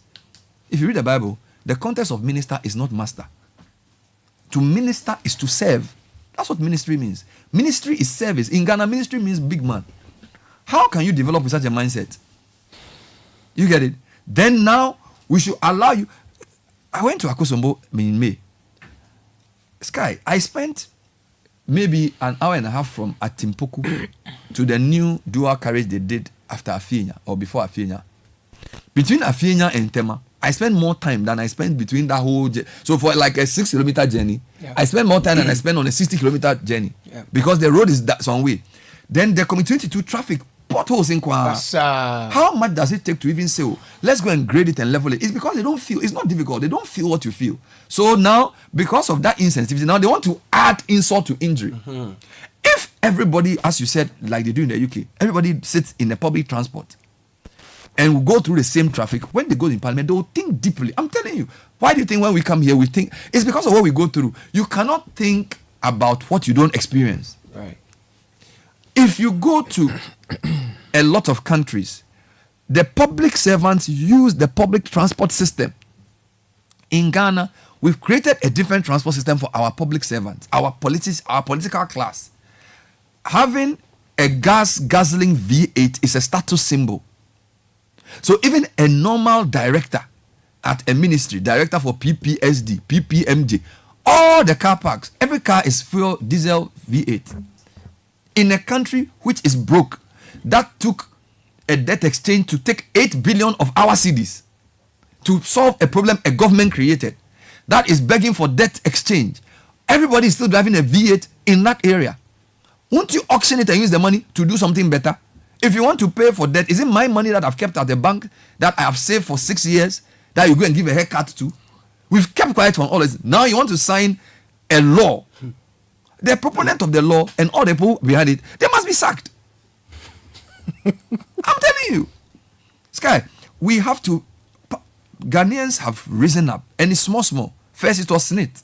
Say, oh, they will sell everybody. You see, people think that when they assume political office, all of a sudden they have more wisdom than those who are not in political office. Winning an election doesn't automatically give you more sense. Oh. Do you understand? Like, it doesn't happen like that. Like, you've won an election, no, it means that when you say something, it makes sense. Or you are in power, so it means you are sensible. When you are in power, it should make you humble to listen to people. Do you get it? Being in power doesn't equate to being sensible. So it means that now your policy makes sense. So you will do something. The Utah calls it collective wisdom. Can all of us be wrong? Everybody is saying the thing you are doing is not, even if it's not illegal, it's not right. So, write letter. No. See, humble pie. There you are. When they started calling the strike, then now and then you stopped it. Now you want to pass. Now they are saying it's NDC, MPP, MPPC, NDC. You didn't know it was. Why? Was it not last week that we broke the story? Isn't it you who read the thing on air? If you read it, it was on social media and you came on and said, no, there's something that's happening in Ghana. Which, then the speaker said they didn't know about it. So if you knew about it, would you have stopped it? If you knew about it, people were not angry. You see? So it means now the leaders know that the things they are doing, they are wrong, but they gauge the public mood. Yeah. So we won't relax. We won't relax because if you melt Sky, we built hospitals, so I know the cost. You went to communities, Seva. Cool. People were helpless after just water level rising. It takes a very little dislocation for poor people to have nothing. Yeah. Somebody's farm gets flooded, no food for 1 month. Somebody's house gets flooded, that means that he has to go and sleep at a different house for weeks. We don't know what the people go through. We go to their funerals, we campaign to get their votes. After that, we treat them with disdain. You go and sit in parliament and you go and contemplate such an obnoxious law to allow you, because you are being embarrassed, because you are being arrested for why? Do you know the time we wake up to come to work? Do you know the time people who do you know how early some nurses get up to go to work? Do you know how early some teachers get to work to be able to mark for your kids to get an education? Then you want to go early. And when we've caught you, you are shifting blame. You say, we are sorry. We've lost touch with the people. Forgive us. When Richie Sunak lost the election, what did he say? Have you ever heard a Ghanaian politician lose an election and apologize before? So, it was the propaganda of the opposition that made them win. They stole the election. That's all we do. So we have to hold our leaders account. When we reject your policies because you have failed, don't make it look like somebody lied or something. You get it? Then you can announce it. Rishi Sunak is apologizing. The people have spoken. The people are speaking and they will speak. So you keep fooling them. People will speak. Yes. You keep doing it.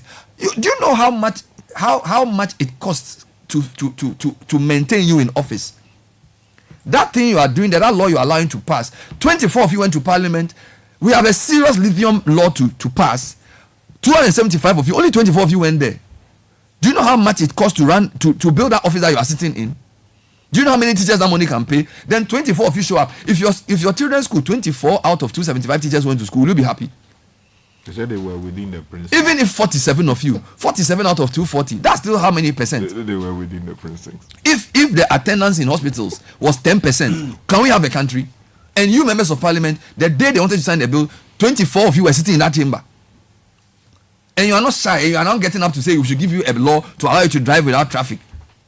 We have to be serious with the country. The country is a serious place.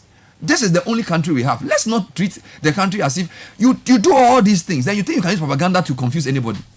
How do you contemplate such a bad law? Listen to the man speaking to Sanda. No blow. I'm an effort. Yo. If you let me ask you. More fire.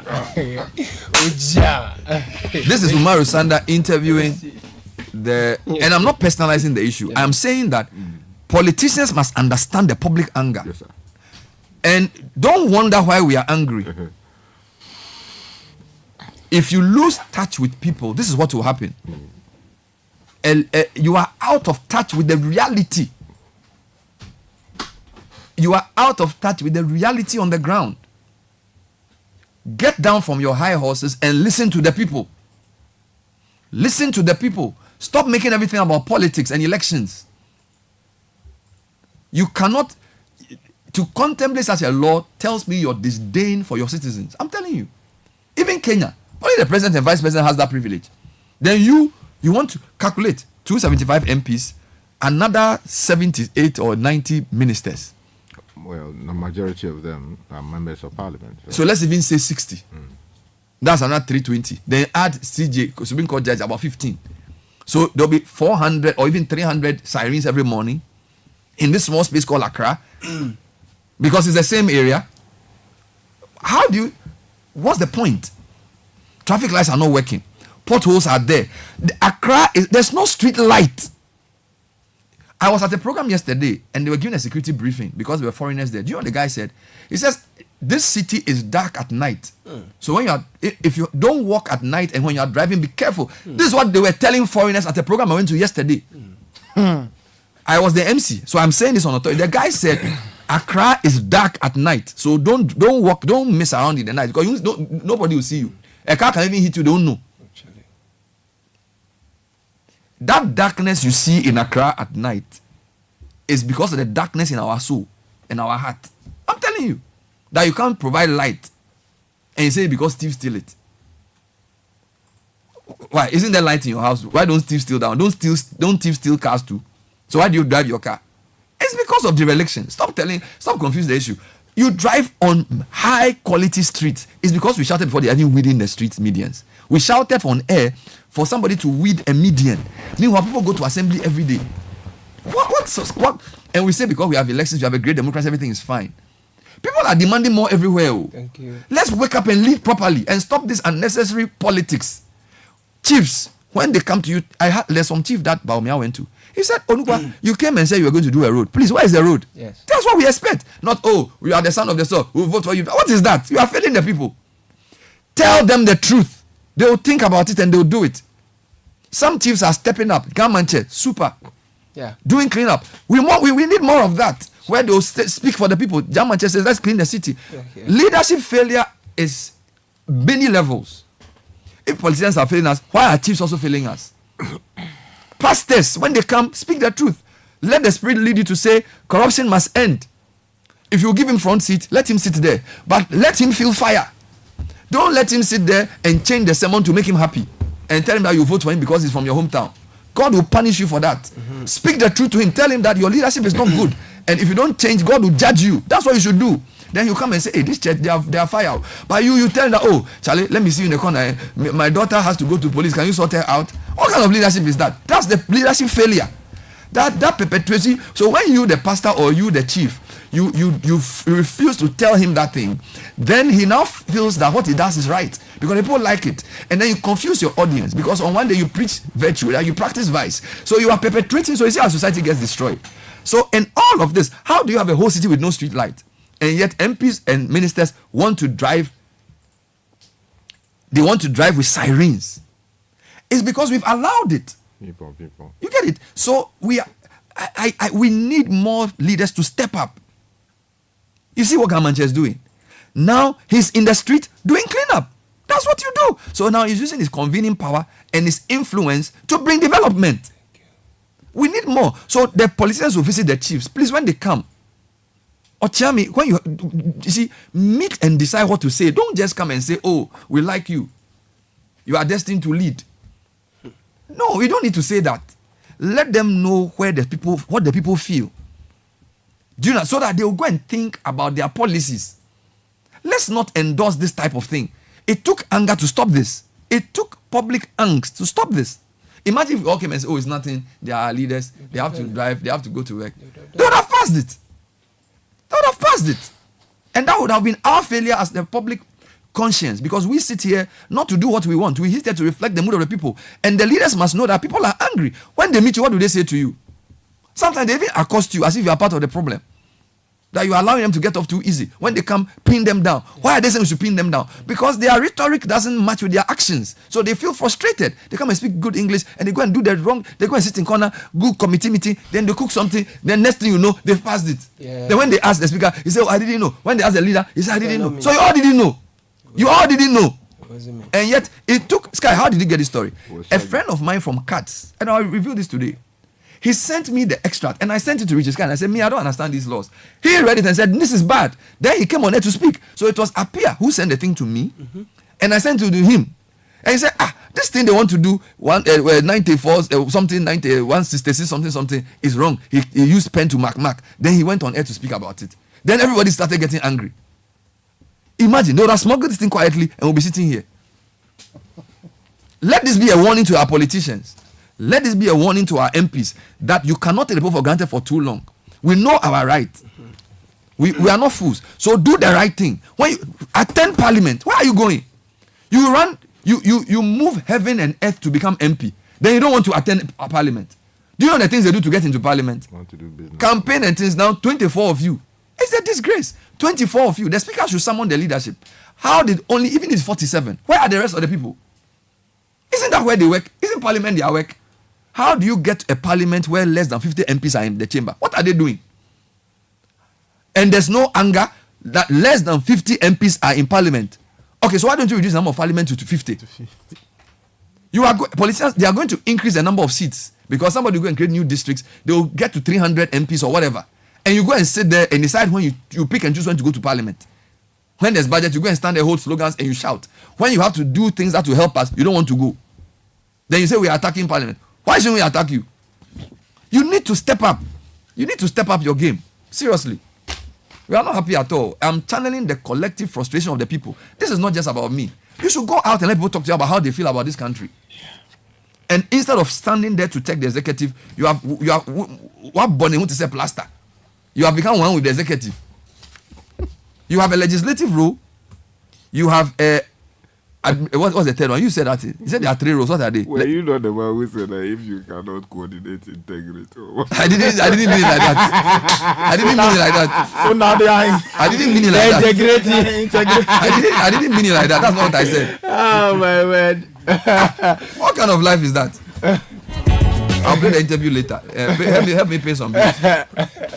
As my mother said, today should be the last day you try such a thing.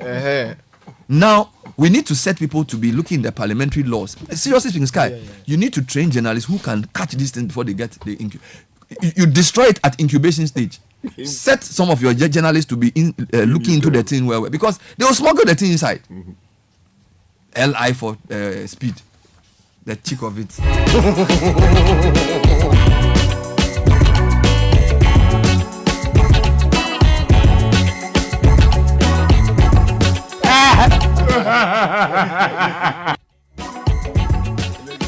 I'm serious. I'm serious.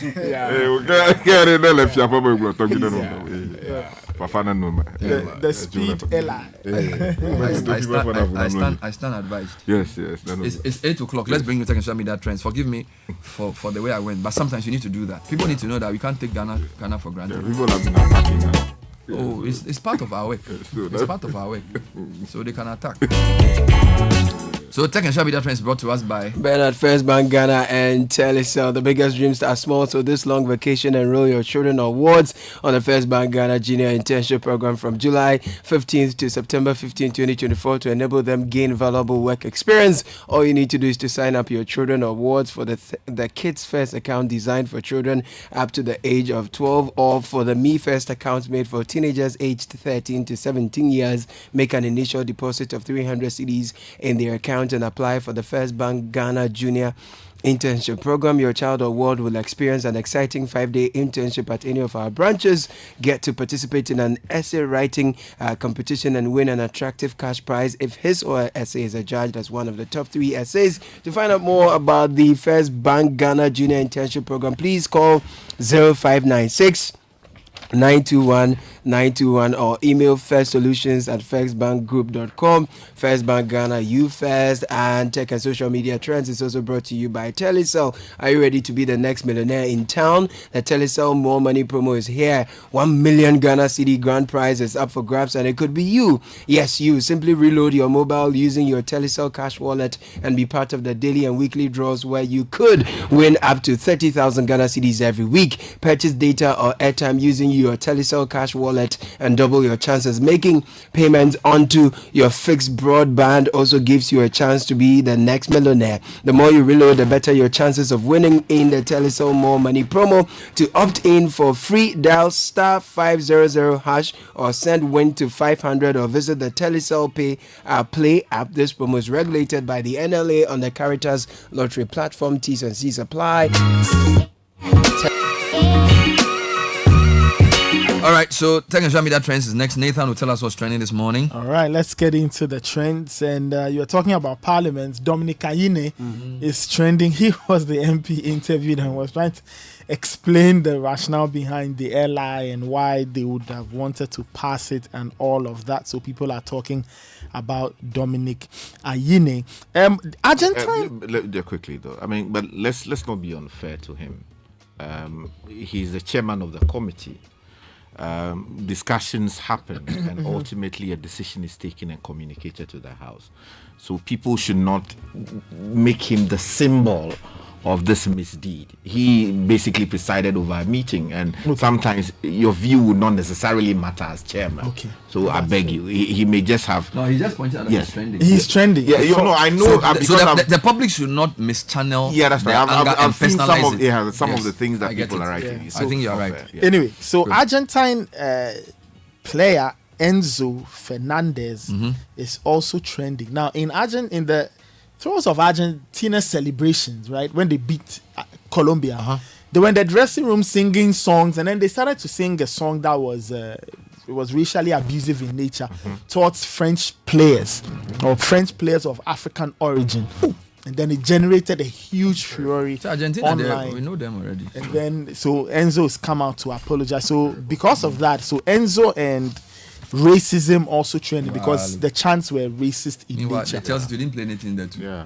So he's issued an apology, but people are very upset. Racism is such a stupid thing. Saying that it's like because you cannot. Sometimes we allow such things. You cannot misconduct yourself. I think the Argentine FA needs to come out and publicly condemn this and put in place, measures to ensure that this thing doesn't repeat itself. Yeah. Anyway, let's do some tech news quickly. And our very good friend Elon Musk is here. He's very upset with the people of California. Now, he says on Tuesday, he said yesterday that he was moving two more of his companies, X and SpaceX, from California to Texas. Why? Because there's a new gender identity law that really upsets him. Now, the new California law forbids school districts from requiring teachers to notify parents when a child changes gender identity or sexual orientation. And for Elon Musk, whose daughter is transgender, he thinks it doesn't sit well with him. So he's moving his companies to Texas from California. Now, enthusiasts or watchers are asking if this will affect employment or will affect company policy going forward. So Elon Musk, There's something new happening, though. You know, we've been talking about quantum computing. People have been talking about whether it will come very soon. Well, just yesterday, the folks at Oxford announced that they have produced a new set of chips that will make it possible for us to get closer to this. Will be quantum computing. Quantum computing. Yeah, that's right. It will make things faster. Yeah. Yes, sir.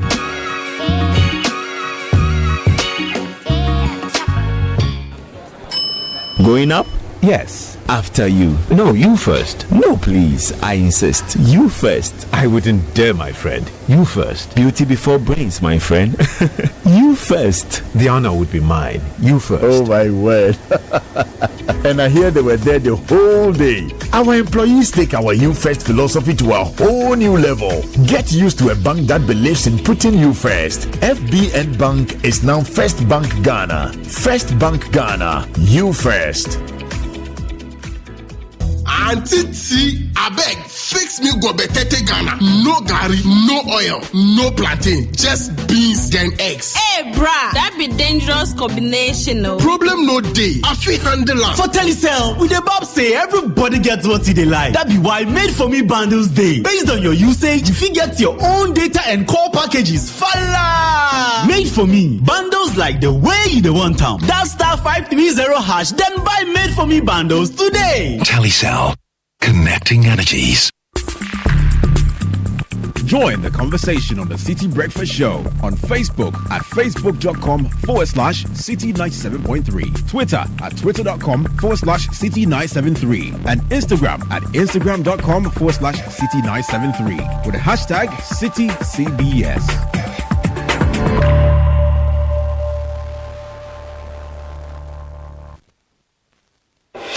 Channel 1 TV is live on DSTV, GoTV, and HD+. On DSTV, find us on Channel 363. On GoTV, we're on Channel 117. And on HD+, get us on Channel 108. On a digital TV, run a new search. But take note that without an antenna, you cannot access Channel 1 TV. Channel 1 TV can be accessed on any free-to-air digital box, like the DSTV and HD+ boxes. Channel 1 TV, telling your story, empowering change. After tasting 10 cedis worth of Abochi's kebab, you finally decide to buy some. He wraps it up and you take it home. Just when you're about to dig in, you see your name in bold times New Roman font size 14 on the paper. And that's when you realize it's the CV you submitted for a job last week. The job market is changing rapidly. AI, clouds, holograms. Who knows what's next? Over 34 million Ghanaians. What makes you stand out? Get the X Factor to get ahead with tech courses from ALX. Choose AWS Cloud Computing, Salesforce Administration, Data Analytics, Data Science, Front-End Web Development, Back-End Web Development, or AI Career Essentials. Search ALX Ghana online to apply now. ALX. Do hard things.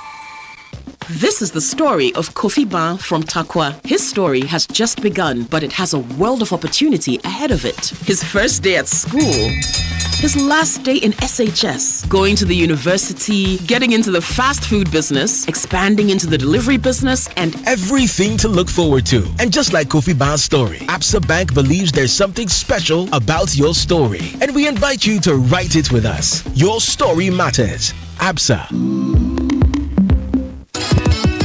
The entries have been received and the marking has begun. Who makes it to the next round of the Literacy Challenge 2024? Randomly selected entries will be read on 97.3 Citi FM on Brunch in the City and the Traffic Avenue, and on Breakfast Daily on Channel 1 TV. Stay tuned to 97.3 Citi FM and Channel 1 TV to find out who makes it to Level 2 of the Literacy Challenge. Level 2, Aptitude Test. The top 50 contestants from across Ghana to make it to the next round shall take part in a written aptitude test on Saturday, 27th July 2024 at 12 p.m. at the Accra Digital Center.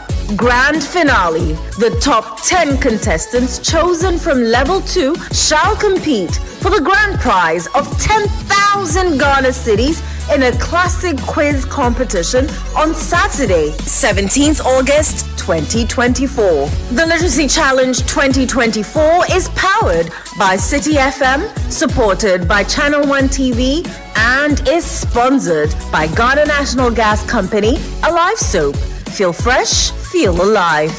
From the House of Wilma Africa Limited, Fortune spread for bread, yummy, delicious, always on point. Another quality product from Wilma Africa Limited. Ruby Biscuits by M4 Foods and Prospectus Ghana Limited.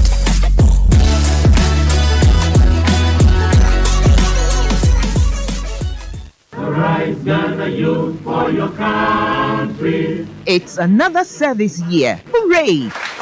And management of the National Service Scheme is requesting user agencies, including private corporate organizations, MMDAs, ministries, departments, and agencies, and all interested entities that wish to host national service personnel for the 2024-2025 service year to put in a formal request to the Secretariat.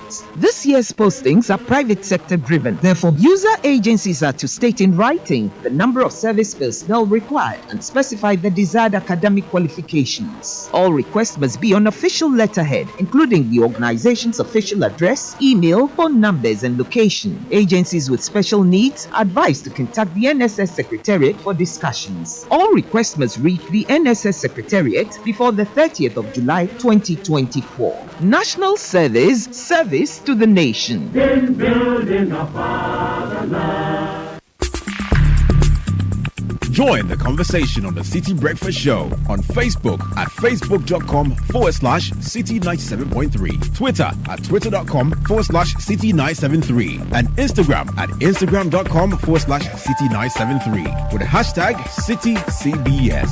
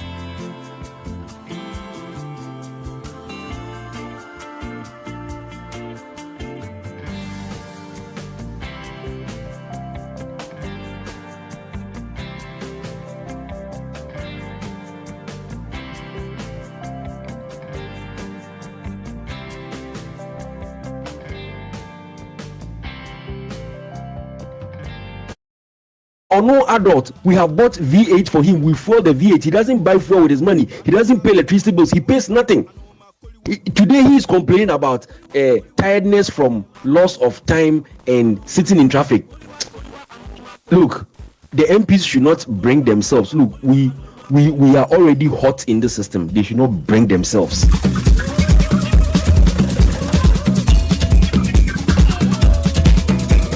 Bernard, this law simplicity is seeking to take the MPs out of the realities that we face. And if you do that to your leaders, what kind of development are you going to get? If they are always going to go and not feel what we go through, what sort of transport policy would they promulgate? And any bogus policy that comes before their table, they'll be happy to sign it. They will not even think through because they're not part of the problem. They only get out and realize that, we could have solved it this way. But as soon as we vote for people, then we take them out of our reality and yet want them to solve it. Look at the cars they ride and everything they go through. Because of VA, they don't even feel the potholes. and we give them accommodation and what have you, and yet you want them to feel what we feel on a daily basis. It will only further aggravate the situation and to give you more headache. You can come and sit on air and lament and speak and speak and speak, and the problem never gets solved. Thank you. Akwamoses here.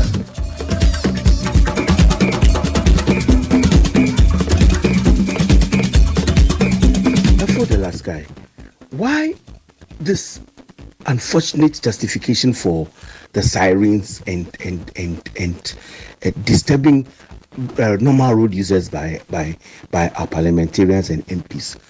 Have they forgotten that they begged for the job? Have they forgotten that they actually went out to campaign, beg us for their mandate? And if they are there and feeling what the normal Ghanaian goes through, is it not within their mandate to ensure that these issues that the normal Ghanaian is belabored with are dealt with swiftly through some kind of legislation in parliament, instead of legislating for a siren? Why don't they legislate for bigger roads, for better financials, to make ease of movement better, not just for them, but for all Ghanaians? What is this attitude of always immediately you get a small bit of power, you enter the trappings of power, then you want to elevate yourself out of the problems that the ordinary Ghanaian is facing? The only way to true development is when you also feel what we are feeling. You're already riding in a V8, you don't feel the potholes. You're already not paying electricity bills, so you don't pay for petrol. So that is why if you find it easy to pass all manner of legislation that does not inure to the benefit of the normal Ghanaian. If they had given all of those MPs diuticus or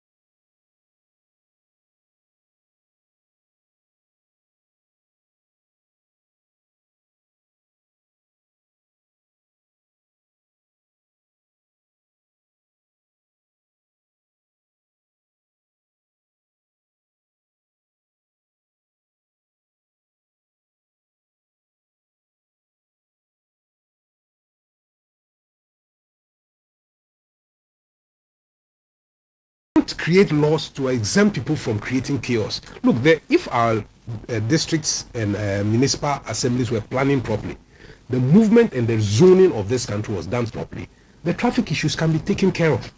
There is no need to create exemptions from these people. Look, the same things here that we see here, the rules they are trying to create, was what was created for our people in Kenya. And we see what's happening in Kenya today. I mean, why such impunity from our lawmakers? It is unacceptable. One, when you do this, what you are creating is that the implication that speed kills is nonsense. So all the adverts and the promotions that National Road Safety Commission is doing out there saying that speed kills, what you are saying is that you should be exempt and therefore you can drive anyhow throughout any part of this country. And for what purpose? If we all have to go to work, we get up early and we go to work. We drive through the traffic, we drive through the bad roads. Why should they be exempted from that? It makes no sense. And I think that citizens must begin to ask questions of their MPs. It is unacceptable. They have simply added all these other bodies to make it look like this, all the other bodies, and that is why we also. But the MPs are 275, and they are sitting here in Accra and want to create traffic for everybody else and exempt themselves. It doesn't make sense. I also think that the security agencies are already not doing enough. If you drive on the how do you call it? Between the end of the motorway and Michelle Camp. See how the soldiers behave on that road. They behave as if it's their private road, which is already unacceptable. Policemen, prisons, and now we even have GRA, Revenue Collection Agency, wanting to drive through traffic. I mean, their behavior in this country is unacceptable. I think that citizens must rise up against this amendment that Parliament is seeking. We must not allow it to happen. It is unacceptable. That is my sincere position on this. You see, the question we need to ask is, how many times have they been called such that they have to be in Parliament within a matter of minutes? It makes nonsense of planning. You see, the whole idea is that the country must be run on a plan. Now, if people cannot plan their lives and think that they must run into Parliament just at the whistle, then it doesn't make sense. Nowhere in the world does this happen, where parliamentarians think that they are so important that they can be called and therefore they must rush to Parliament. What is urgent? Is there a life or death issue? I mean, the life or death issues have been catered for by the law, by the existing law. The life or death issues have been catered for. I mean, if you have to go and pass a bill, is there a life or death issue? Is it not a planned issue that we say, look, we are going to meet at this time on this day and we are going to pass a law? What is so urgent about that they need to drive without speed controls? I mean, it doesn't add up anywhere. I mean, what excuse can they make? You tell me sincerely. Because I listened to some of them being questioned yesterday, and I was surprised that they would want to make such excuses. I mean, it flies in the face of all of us and insults our intelligence. We shouldn't allow this to happen. I mean, this has got me so worked up this morning, I couldn't even sleep for most of the early parts of the morning. I mean, how? Because look, if you look at 166, and then you go to all the others, disregard for signs and 174, obedience to stop signs and issues like, it makes room for all the emergency services. So why do MPs, Chief Justice, all this will have to be included in here? It doesn't add up. I don't think there's any agency to their life that warrants a change in this airline. And I think that all peace-loving people and all people who think that, look, safety is a major concern in this country should rise up against it. Look, already we have marauding motorbikes on this country. Every weekend, take note, go to Kolebu or Jamestown area, go and see what the motorbikers do there. They took over the streets. And everybody pretends, all the law enforcement agencies in this country pretend that they don't know what is happening. I mean, how do we run a country like this? And the police sit down unconcerned, and everybody pretends that they haven't seen the chaos going on in the streets of Accra. And we want to add more chaos to this. I think that it's unfair, completely insulting to all of us who are on the streets of this country. As if we have nowhere to go, we have no work to attend to, and there's no sense of urgency.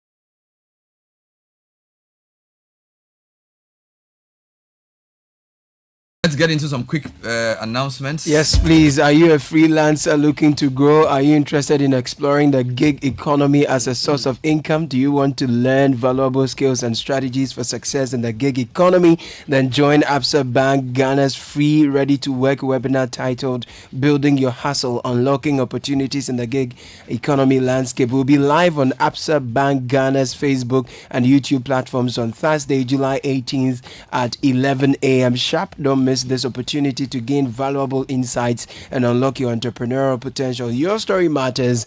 Absa.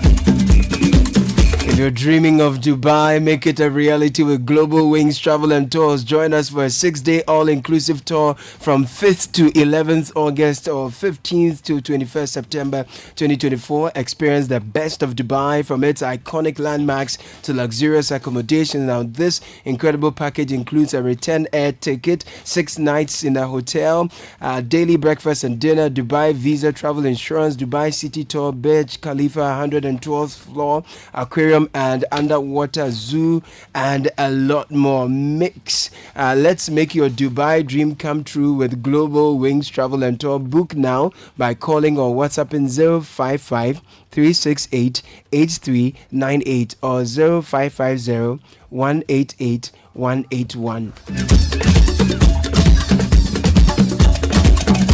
Now, there's an exciting new chocolate beverage out there on the market. It's from the producers of Cowbell and it's called Twisco. Now, Twisco is enriched with Enafort, which is a combination of energy boosting minerals and vitamins, and it has a blend of premium cocoa powder. Get Twisco and enjoy it from a mug mixed with boiled water, milk, and just enjoy or start your day with a cup of the great tasting Twisco and power your dream. And this is FDA approved.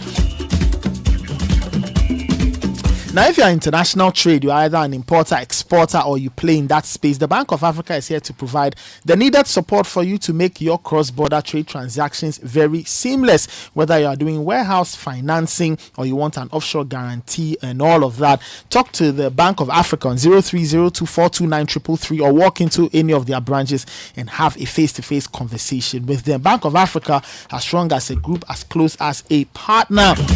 Now, in September this year, Heritage Christian University College will be opening up spaces for admission. Now, the university is set up to provide a missing link in tertiary education through creativity and innovation. They've got a wide range of undergrad programs and some master's programs as well. If you want to call them on 0547 777 or go to the school's premises at Amasaman behind the Olympic Stadium. Remember, they are affiliated to KNUST and UCC and accredited by GTech. Heritage Christian College, educating compassionate entrepreneurial leaders.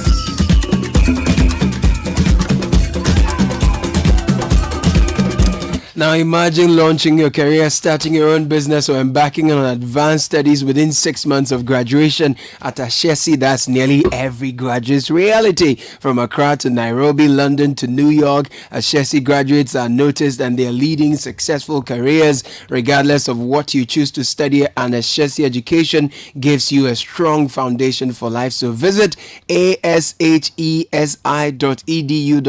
to learn more about the Ashesi Advantage. Remember, admission is ongoing.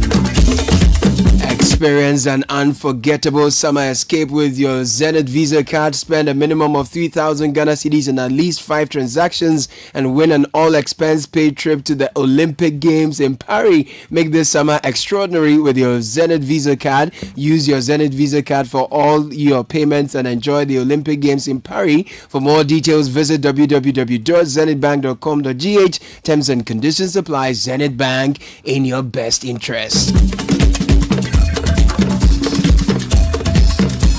So lots of comments coming in, and we just want to hear some of them this morning. Briefly, Caleb, run through a Bernard, couple of them. I think hashtag drop that chamber issue in 2019 garnered more collective anger than this LI. Kudos to Ghanaians. We can accomplish a lot if we move beyond this NPP and DC party lines that divide us. Power Willie from Ashali Buttress. And that, Bernard, you're right about the patients put in taxis in Ghana. Patients who are carried in taxis in Ghana. I witnessed one when a police officer stopped the taxi at the barrier until the patient started showing signs. She died on arrival. Ernest Bernard Pecky. Sorry. Good morning, Bernard and team. In my opinion, we should start mentioning the names of the people on that committee who made the recommendations and the proponents of that anti-speed limit LI so that their constituents will know what they are doing to the citizens. Yofi from Jolu sent that through. Good morning. I am Eben from Kwabenya. I am happy the LI exempting MPs, ministers and executives has been withdrawn. Why should we live in a country that some people will be living as if they are superhumans? All of us should be in traffic. So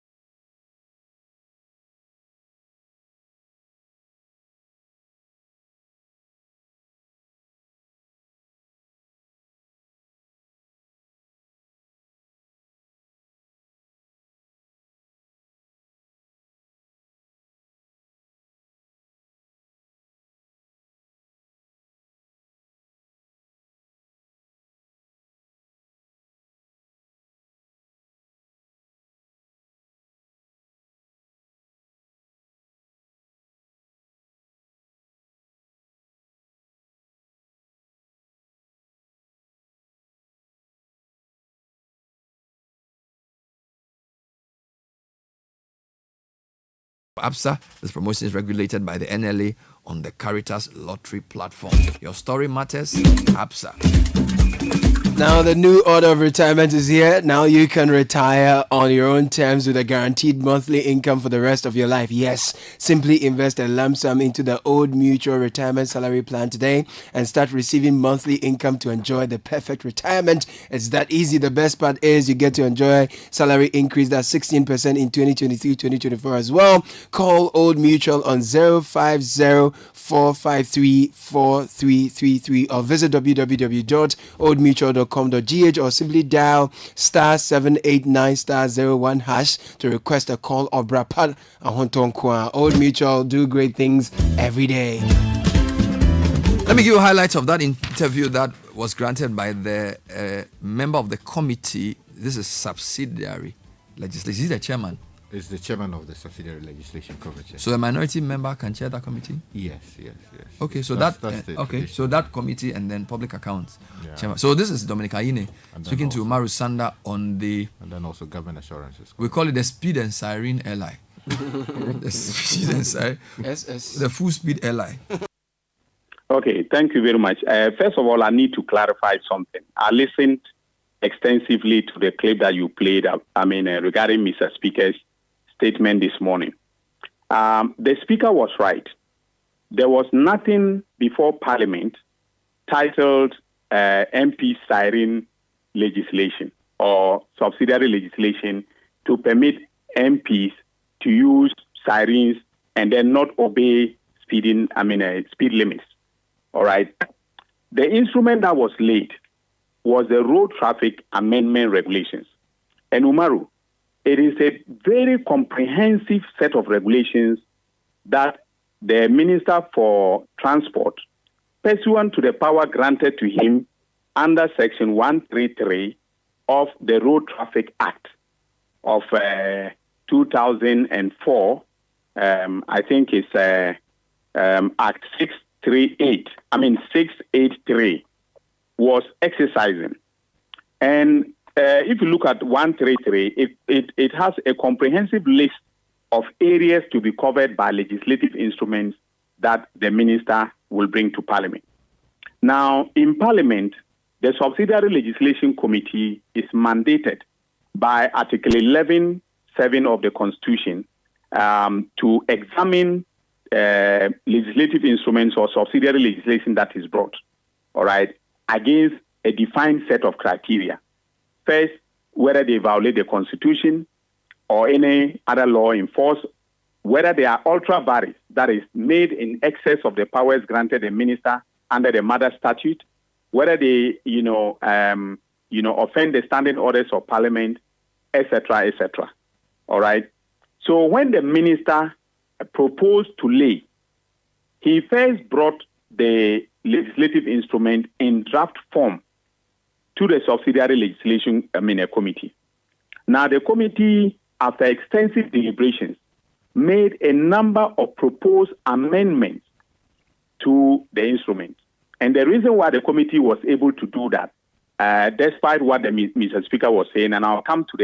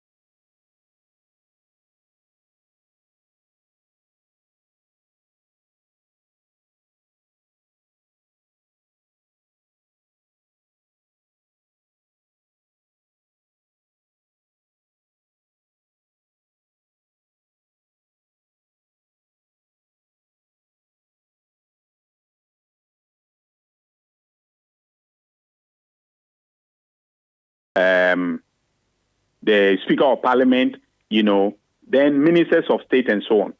Now, it was at that point in time that a member from the government side raised the issue as to whether, why MPs were not included in the list of people who are entitled to use the siren, and then not to, in the course of using the siren, not to, obey speed limits.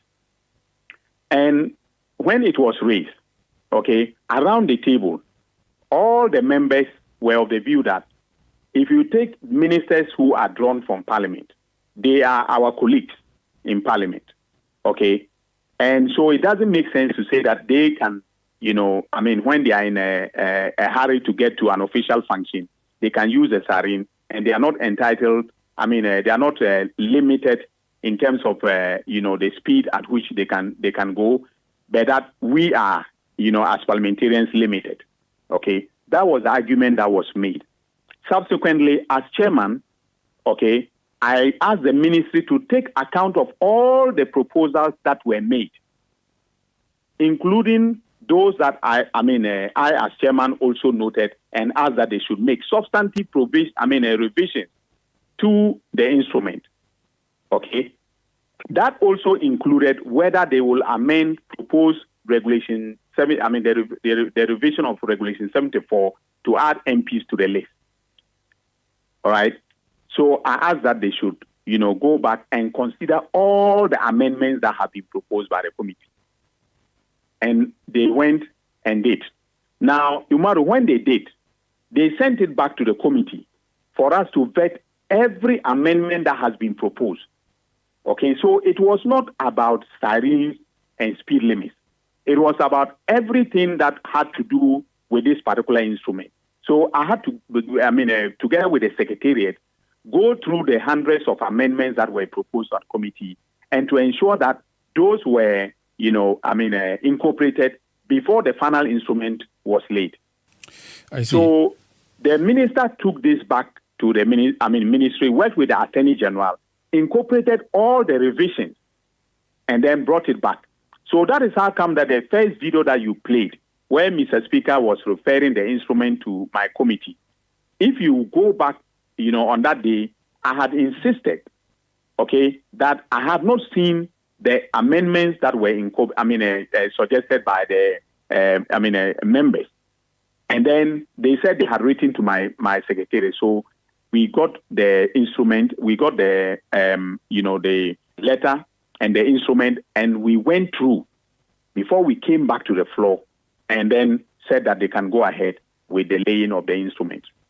So this is what happened. Now, when the instrument is laid, under Article 11.7 of the Constitution, it matures into law after 21 sitting days.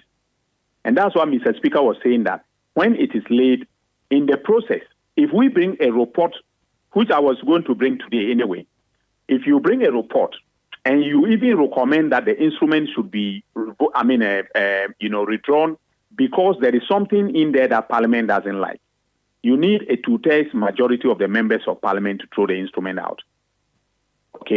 And of course, as Mr. Speaker was saying, in a hung Parliament of the kind that we have, even when we had in the 7th Parliament, a significant majority by the MPP, they didn't have 2/3 majority to be able to throw out, an instrument.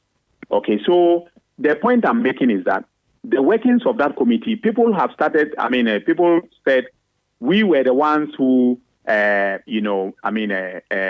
brought an amendment. We didn't bring an amendment.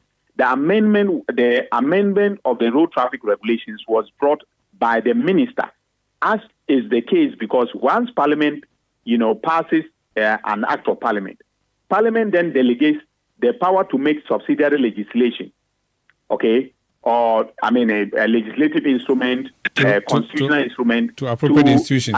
To appropriate institution, and when that institution brings it, it is laid, and then it takes 21 sitting days for it.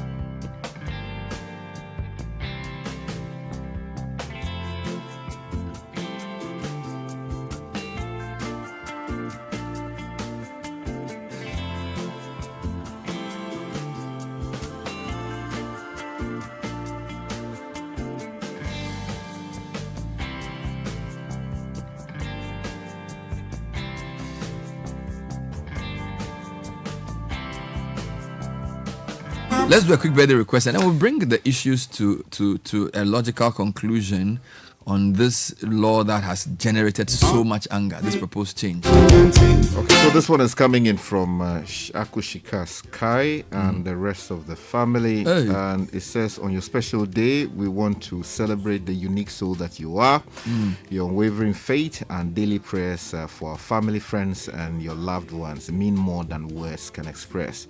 Your kindness, love, and support are truly a blessing in our lives. May your day be filled with joy, laughter, and all the love you give so freely to others. We bless you with God's abundant blessings, great health, and long life. With all our love, amazing happy birthday to Dora Mate. It's coming in from Akushika Sky, myself, the kids, Na, and the Mate family. And then finally, this one says to Martha Tete, who works in the business office at the Holy Spirit Cathedral, wishing you a day filled with love, laughter, and all your favorite things. May this special day bring you joy, happiness, and unforgettable memories. You deserve to be celebrated, and remember to go on a date because life is short. Here's to another amazing year. It's coming in from Elizabeth Abanasafweje.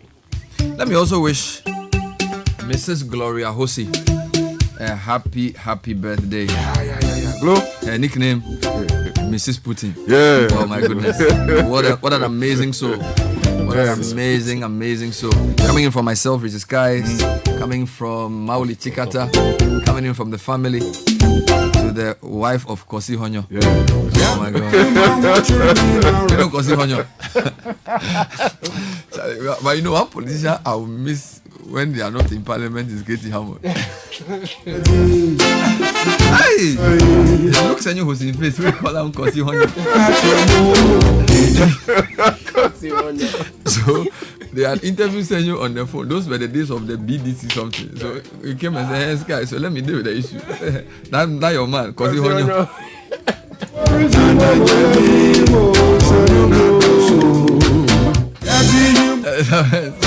Oh my God, Charlie! But you know, have you seen a law that was swiftly, quick withdrawn like this one before and denounced? You know, the speed LI was disowned with speed.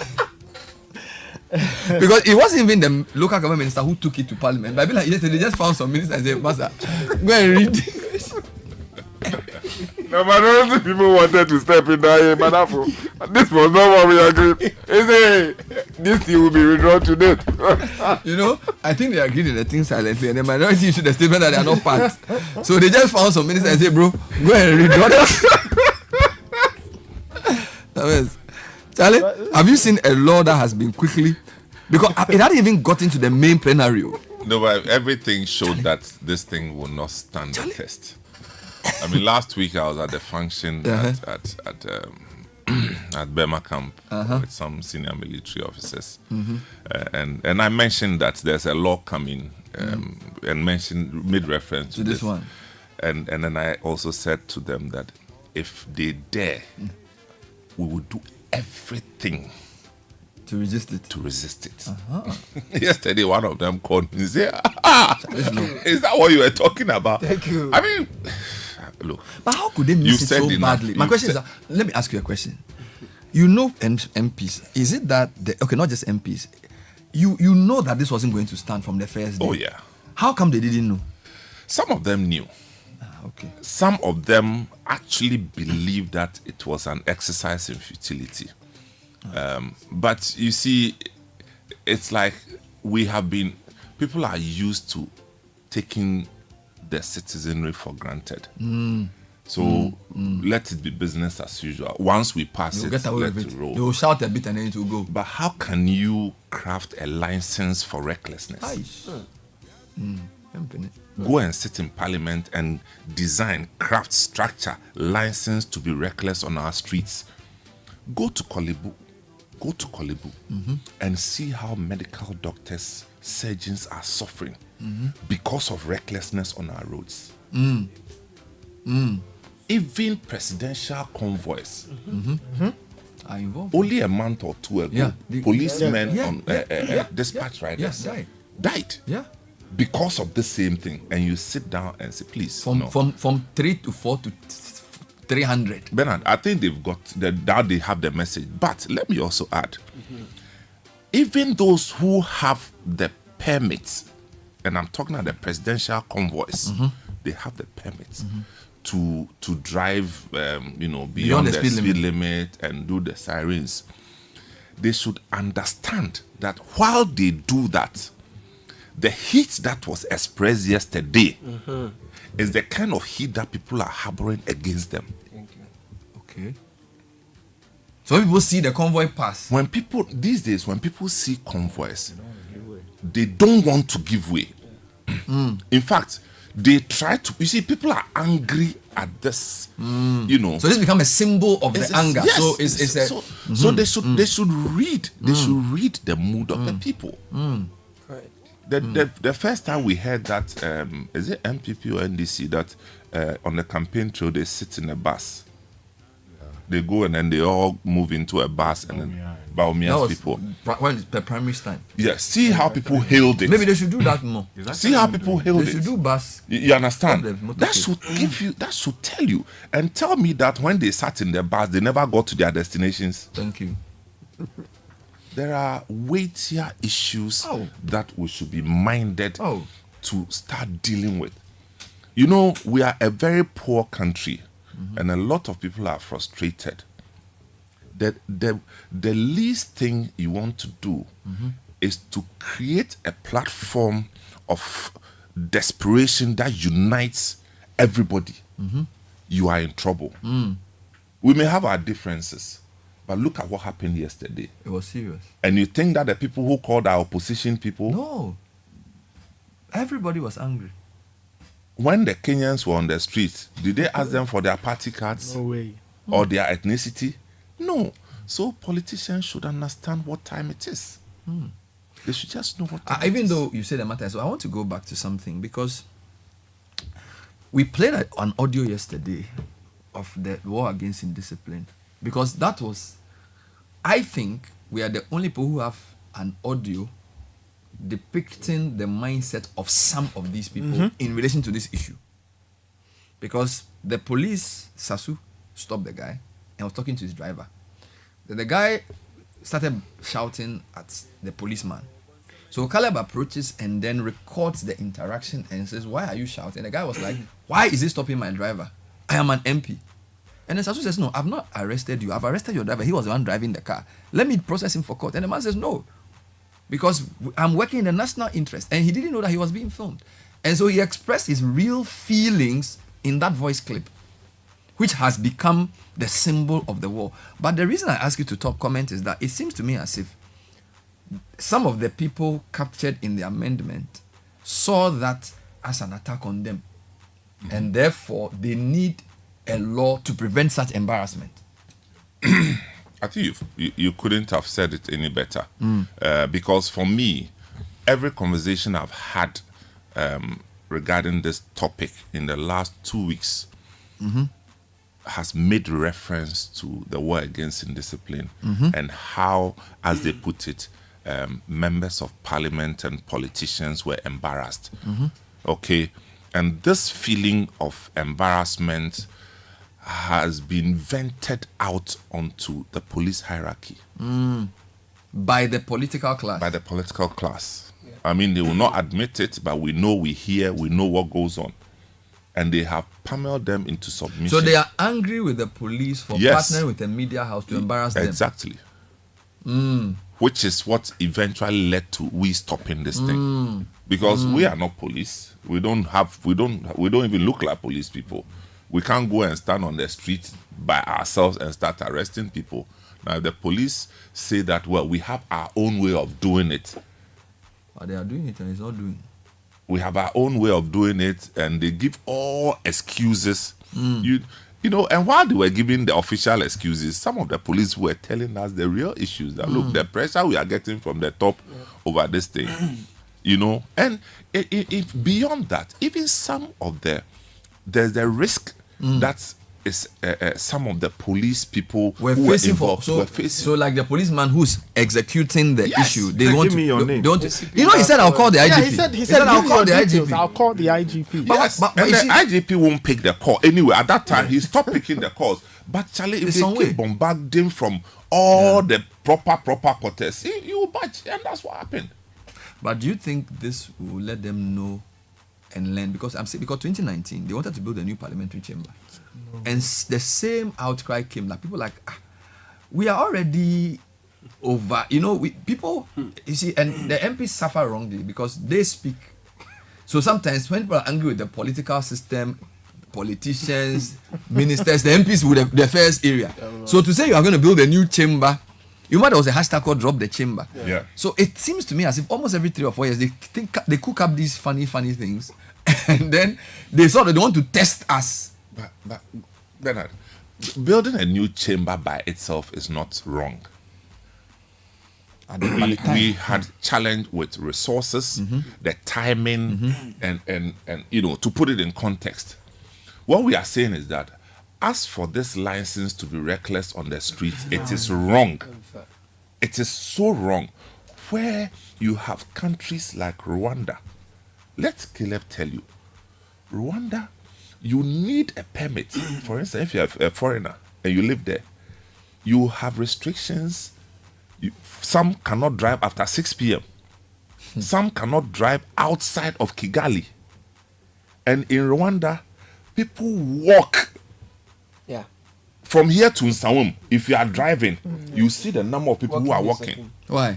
That's what they do. That's how they do it. And it's a mountainous area too. People walk. You see, what I'm saying is that people are trying to create a more decent society.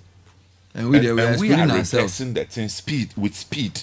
Sometimes I was asking somebody, and I know this may not sound fair, but I want to do it. So I asked a friend to calculate how much a Land Cruiser V8 costs.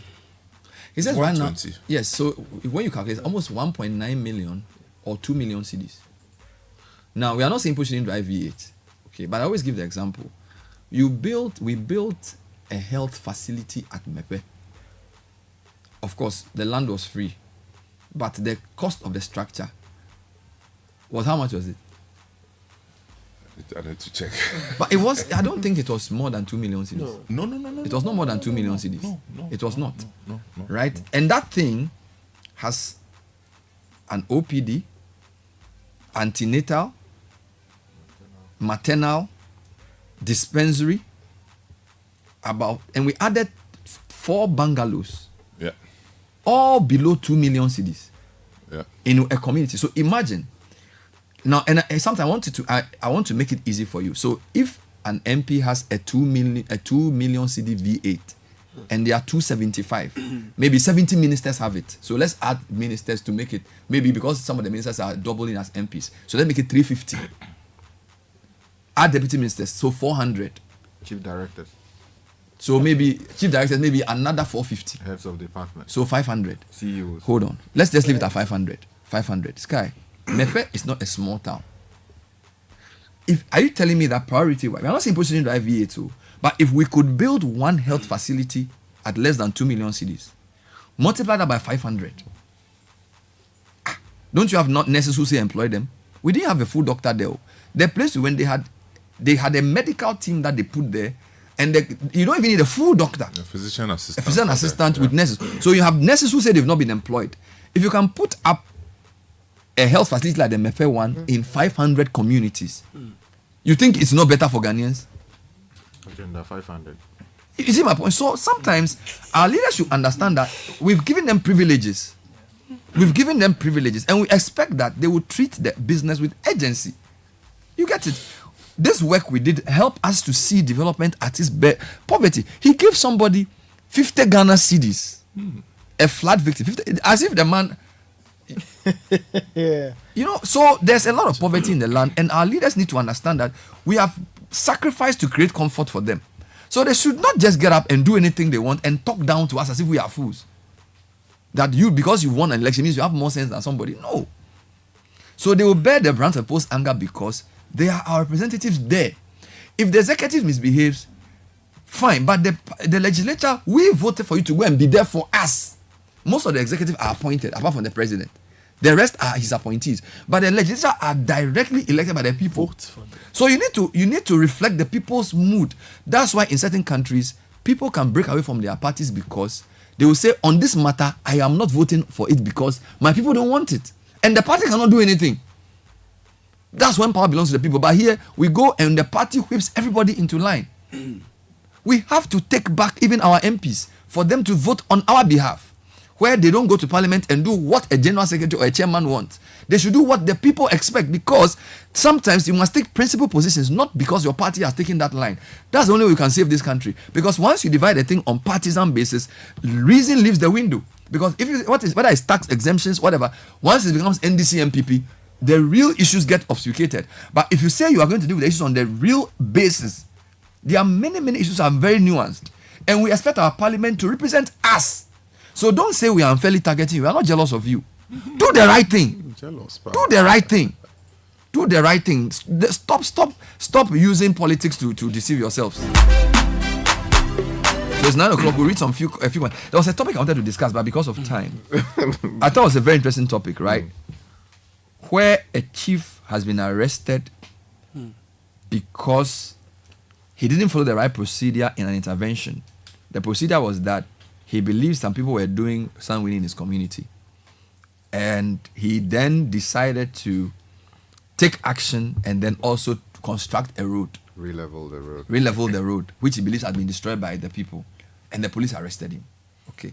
If we had time, maybe Fred, how many minutes? 15 minutes. Maybe let's deal with it. Let's air. No, I'm talking about how much time I have before my next interview. So let's air the report and take your comments. I think it's an interesting discussion because you see, local governance is not working. All right. So they've allowed people to win sand. The assembly did not do the right thing, but the chief also did the wrong thing. But I feel like it's a By good. doing what? He built he leveled the road. Let me play the voice, then I'll take your take. So let's hear the report.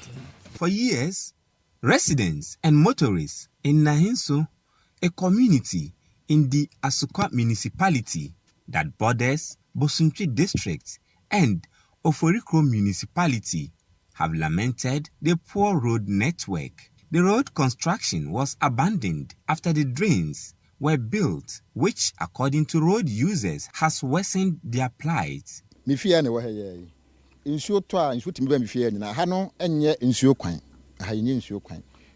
that somewhere in the past, Omutu and Yawaha, and I had trammed into to a better.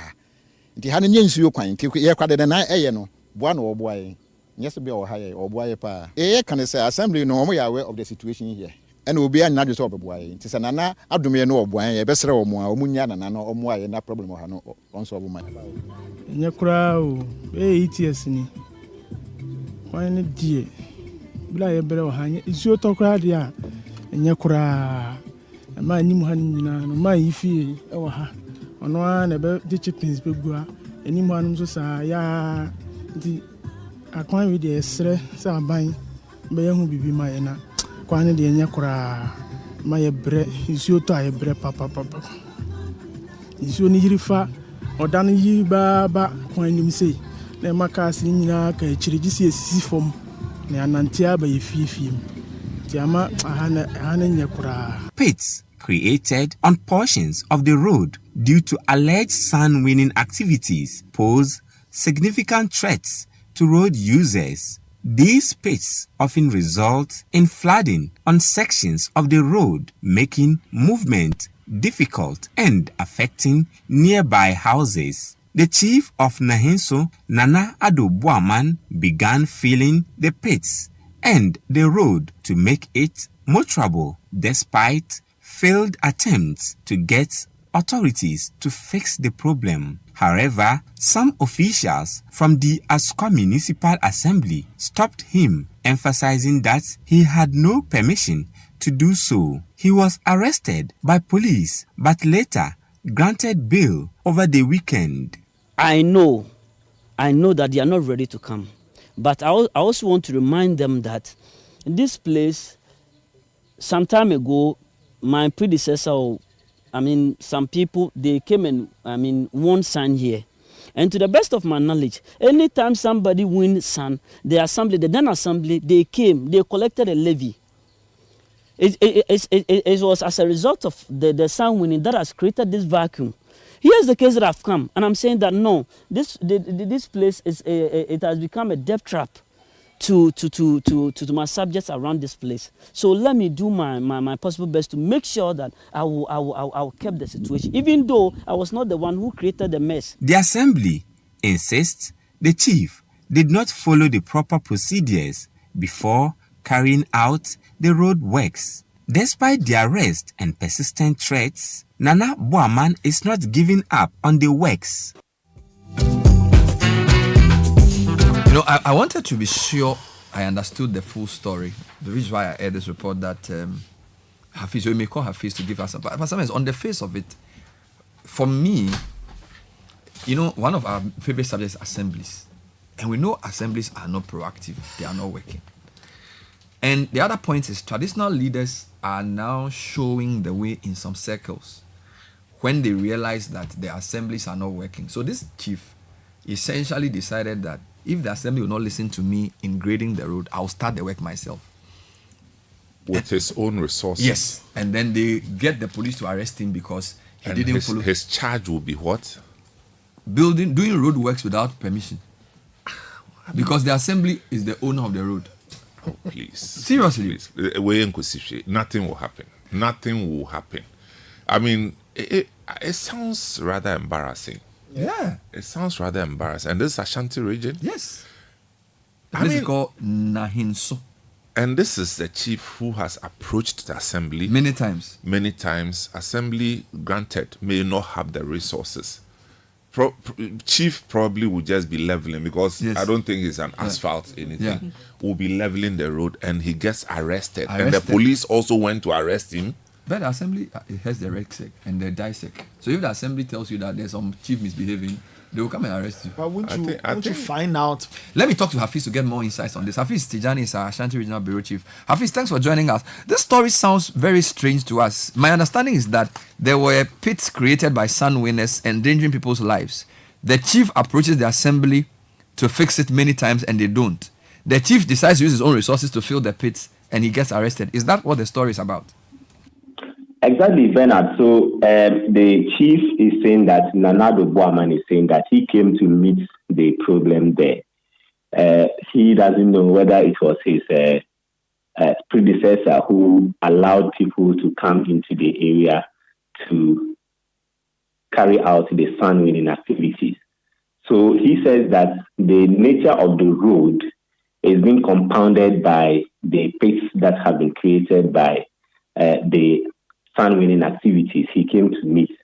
So he had approached the assembly on several occasions, and because people were already complaining about the road, in 2015 there was an intervention and they came to begin the construction of the drains.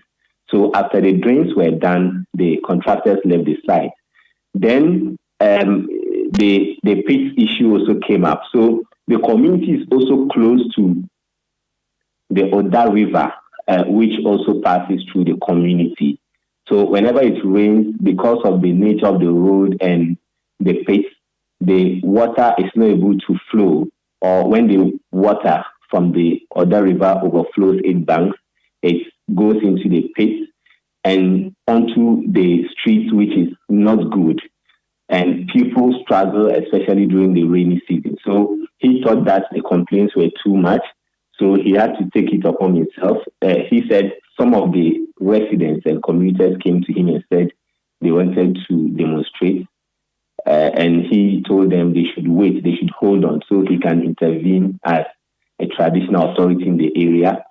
He went to the assembly on several occasions, but there were any response. So he thought that there were where the pylons are, where the sun winning activities were done, there were heaps of sand close to that area. So he thought that he could use that sand to fill the pit and also use part of the sand that were heaped at the place to also fill the road. So he can create some ease for motorists and other road users.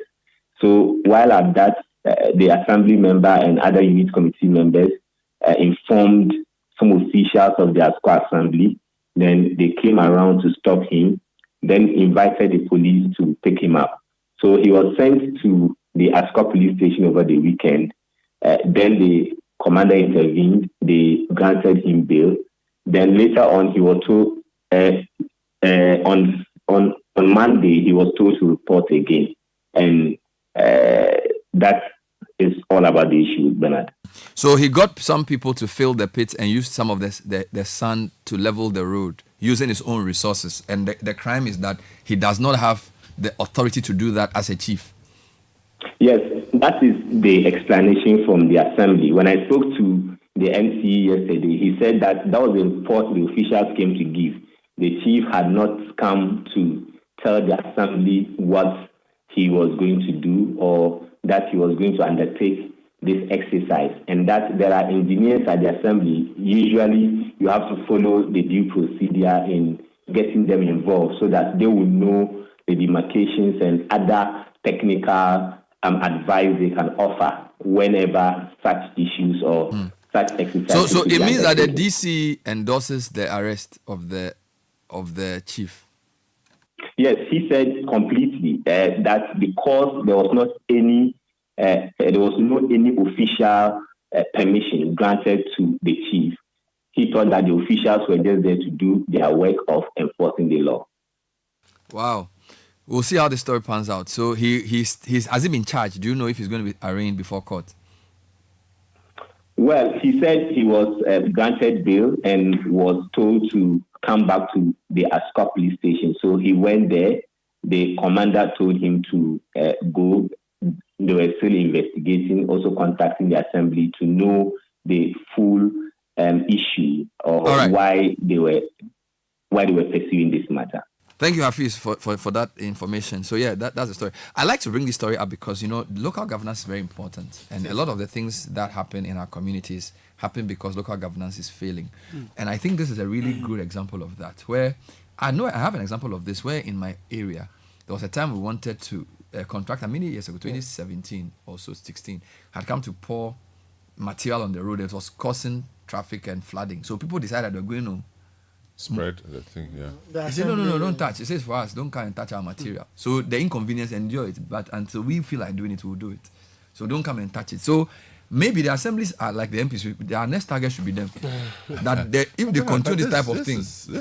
I think this is it's a bit embarrassing, So I think you are shocked. Yeah, I don't even know what to say. I mean, the Ashanti regional minister should intervene. Yeah, it doesn't make sense. It doesn't make sense. I mean, chief wants to. He hasn't come to ask you for resources. Nothing. He's complained to you. You did nothing. Yeah. He's requested that you do something about it. You didn't do it. Now he sees children falling into the pits, and then he acts. You say because you didn't use the right procedure. So you see what bureaucracy? Because he's a small chief. See, sometimes this is a problem in Ghana. So the person sitting in that bureaucracy at the assembly doesn't care about people falling in the pit. He cares more about whether you are following procedure to prove that he is your boss. This is the impunity we are talking about. And this is one small community. It manifests itself in many areas. It manifests itself in parliament. Look at they have debates over process. I mean, only last week. Over procedure. Only last week, Gaman Chair led the whole city cleanup. Led city cleanup. Yeah. He wasn't looking for anybody's validation. He wasn't looking for anybody's endorsement. He said that I want the city cleaned. And you go and arrest him. But Samens, he's a big chief. No, that's what I'm saying. That is it because he's a small chief? In Ghana, but you see, big man is playing to the function. I am the chief of this small area, and I believe that I can do something within my whatever strength I have. I need to make life better for them. I have not come to ask you for money. I haven't even constructed anything. All I did was to level. So fill the pit with the sand you've left there and use the rest to level the. Then these one-man contractor people on the roads, the people who stop you, arrest all of them. Some of them, the work they do, they never finish. They are always there. At times when you see the nature of the road and you see the human being standing there, Who is alleging that he has come to? Why are you taking yourself through this? Well, we just brought this as a small case study, but we'll have more time for the assembly soon.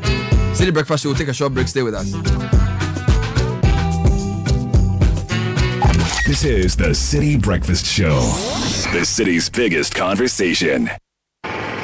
Hey, so what goes into building quality structures? I mean, literally, what goes into it? Wujaf, you don't want to be sitting here somewhere worrying whether or not you did a really good job. It'd be very simple equation. If there's no diamond cement in the mix, massa, forget it. Don't start cry. Menye, diamond cement has been providing builders, block makers, and construction companies that peace of mind for years. Diamond cement is 42.5 R grade cement, unbeatable quality made right here in Ghana. And because we have your pocket in mind, we provide 32.5 R grade so that everybody gets your own. No long talk, Jack. If there's no diamond cement in the mix, don't start. Locate Diamond Cement Ghana Limited nationwide with factories in Aflao, Takrade, and Buipe, or call 0244-313-368 or 0540-111-978 or 0202-021-175. Diamond Cement, still as hard as a diamond. Imagine a one-stop shopping experience for all things made in Ghana at the This Is Ghana Exhibition 2024. Get ready to explore the remarkable fair to showcase the rich diversity, talent, innovation, and mastery of made in Ghana products and services with the This Is Ghana Exhibition 2024. Now Channel 1 TV and 97.3 Citi FM invites you to immerse yourself in a vibrant showcase of authentic Ghanaian products and services in the biggest trade fair and exhibition for local SMEs, startups, research and manufacturing industries, homegrown businesses, and indigenous corporate bodies that Ghana has ever seen. We shall promote, we shall support, and patronize various Ghanaian products, solutions, and services that are redefining the views on indigenous products and their packaging across all sectors. The date, 31st of August and the 1st of September 2024. The time is 10 a.m. to 5 p.m. each day. And the venue is the Accra Metropolitan Assembly. Call us now on 0205-973-973 for inquiries on how to participate. The This Is Ghana Exhibition 2024 is powered by Channel 1 TV and 97.3 Citi FM and is proudly sponsored by MTN, Koa Natural, Ghana National Gas Company, and Ghana Pay Mobile Money.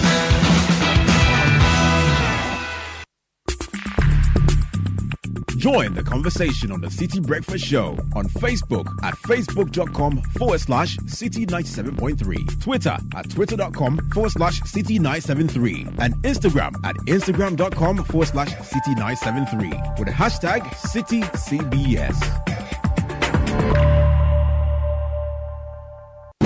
The Citi Breakfast Show. Rise above the noise.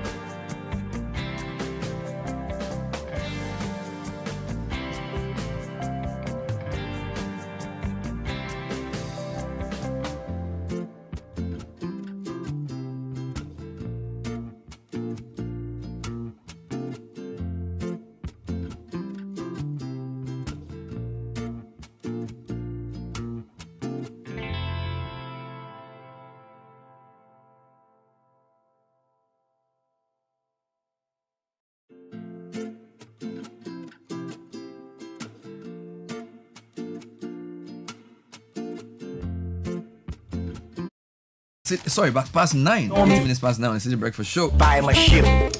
My fear is that you fear that I'm just a whim. And the breeze up is big. It's a big announcement from them. In the leg, that's the reason. It has the most affordable rice in Accra now and offers cheap delivery services for as low as 15 cedis. It's the same app you can now use to refill your gas cylinder. Without a win, I might be And it's taking things to another level. A personal shopper feature has now been introduced in the app. So after you download and open the app, you press personal shopper and write the list of items you need and name of the shop, market or restaurant where you want them purchased. The app will instantly send someone to buy the exact items. And while shopping for you, the app sends you live pictures of each item they select at the market or shop.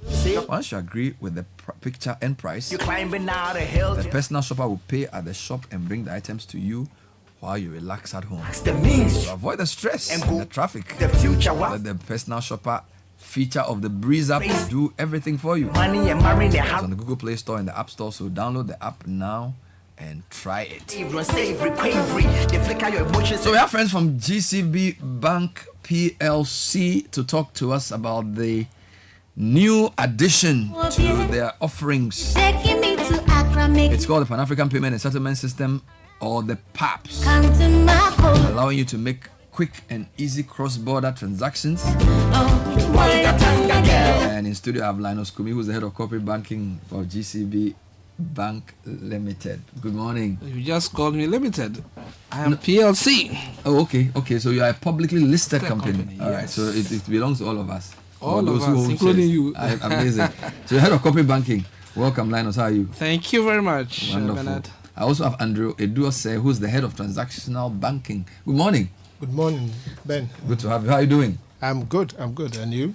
As you can see, the fire has cooled down. I'm taking it easy now. Yvonne Enam Seshi is the trade sales manager. Good morning, Yvonne. Good morning, How are Bernard. you doing? I'm doing great. How is the bank doing? The bank is doing Bank well. is doing well? Very well. Very well. Very, You very sure? well. Yes. I see. Tell us more about the PAPS and how the system came about, Linus. Thanks, Bernard, for this opportunity.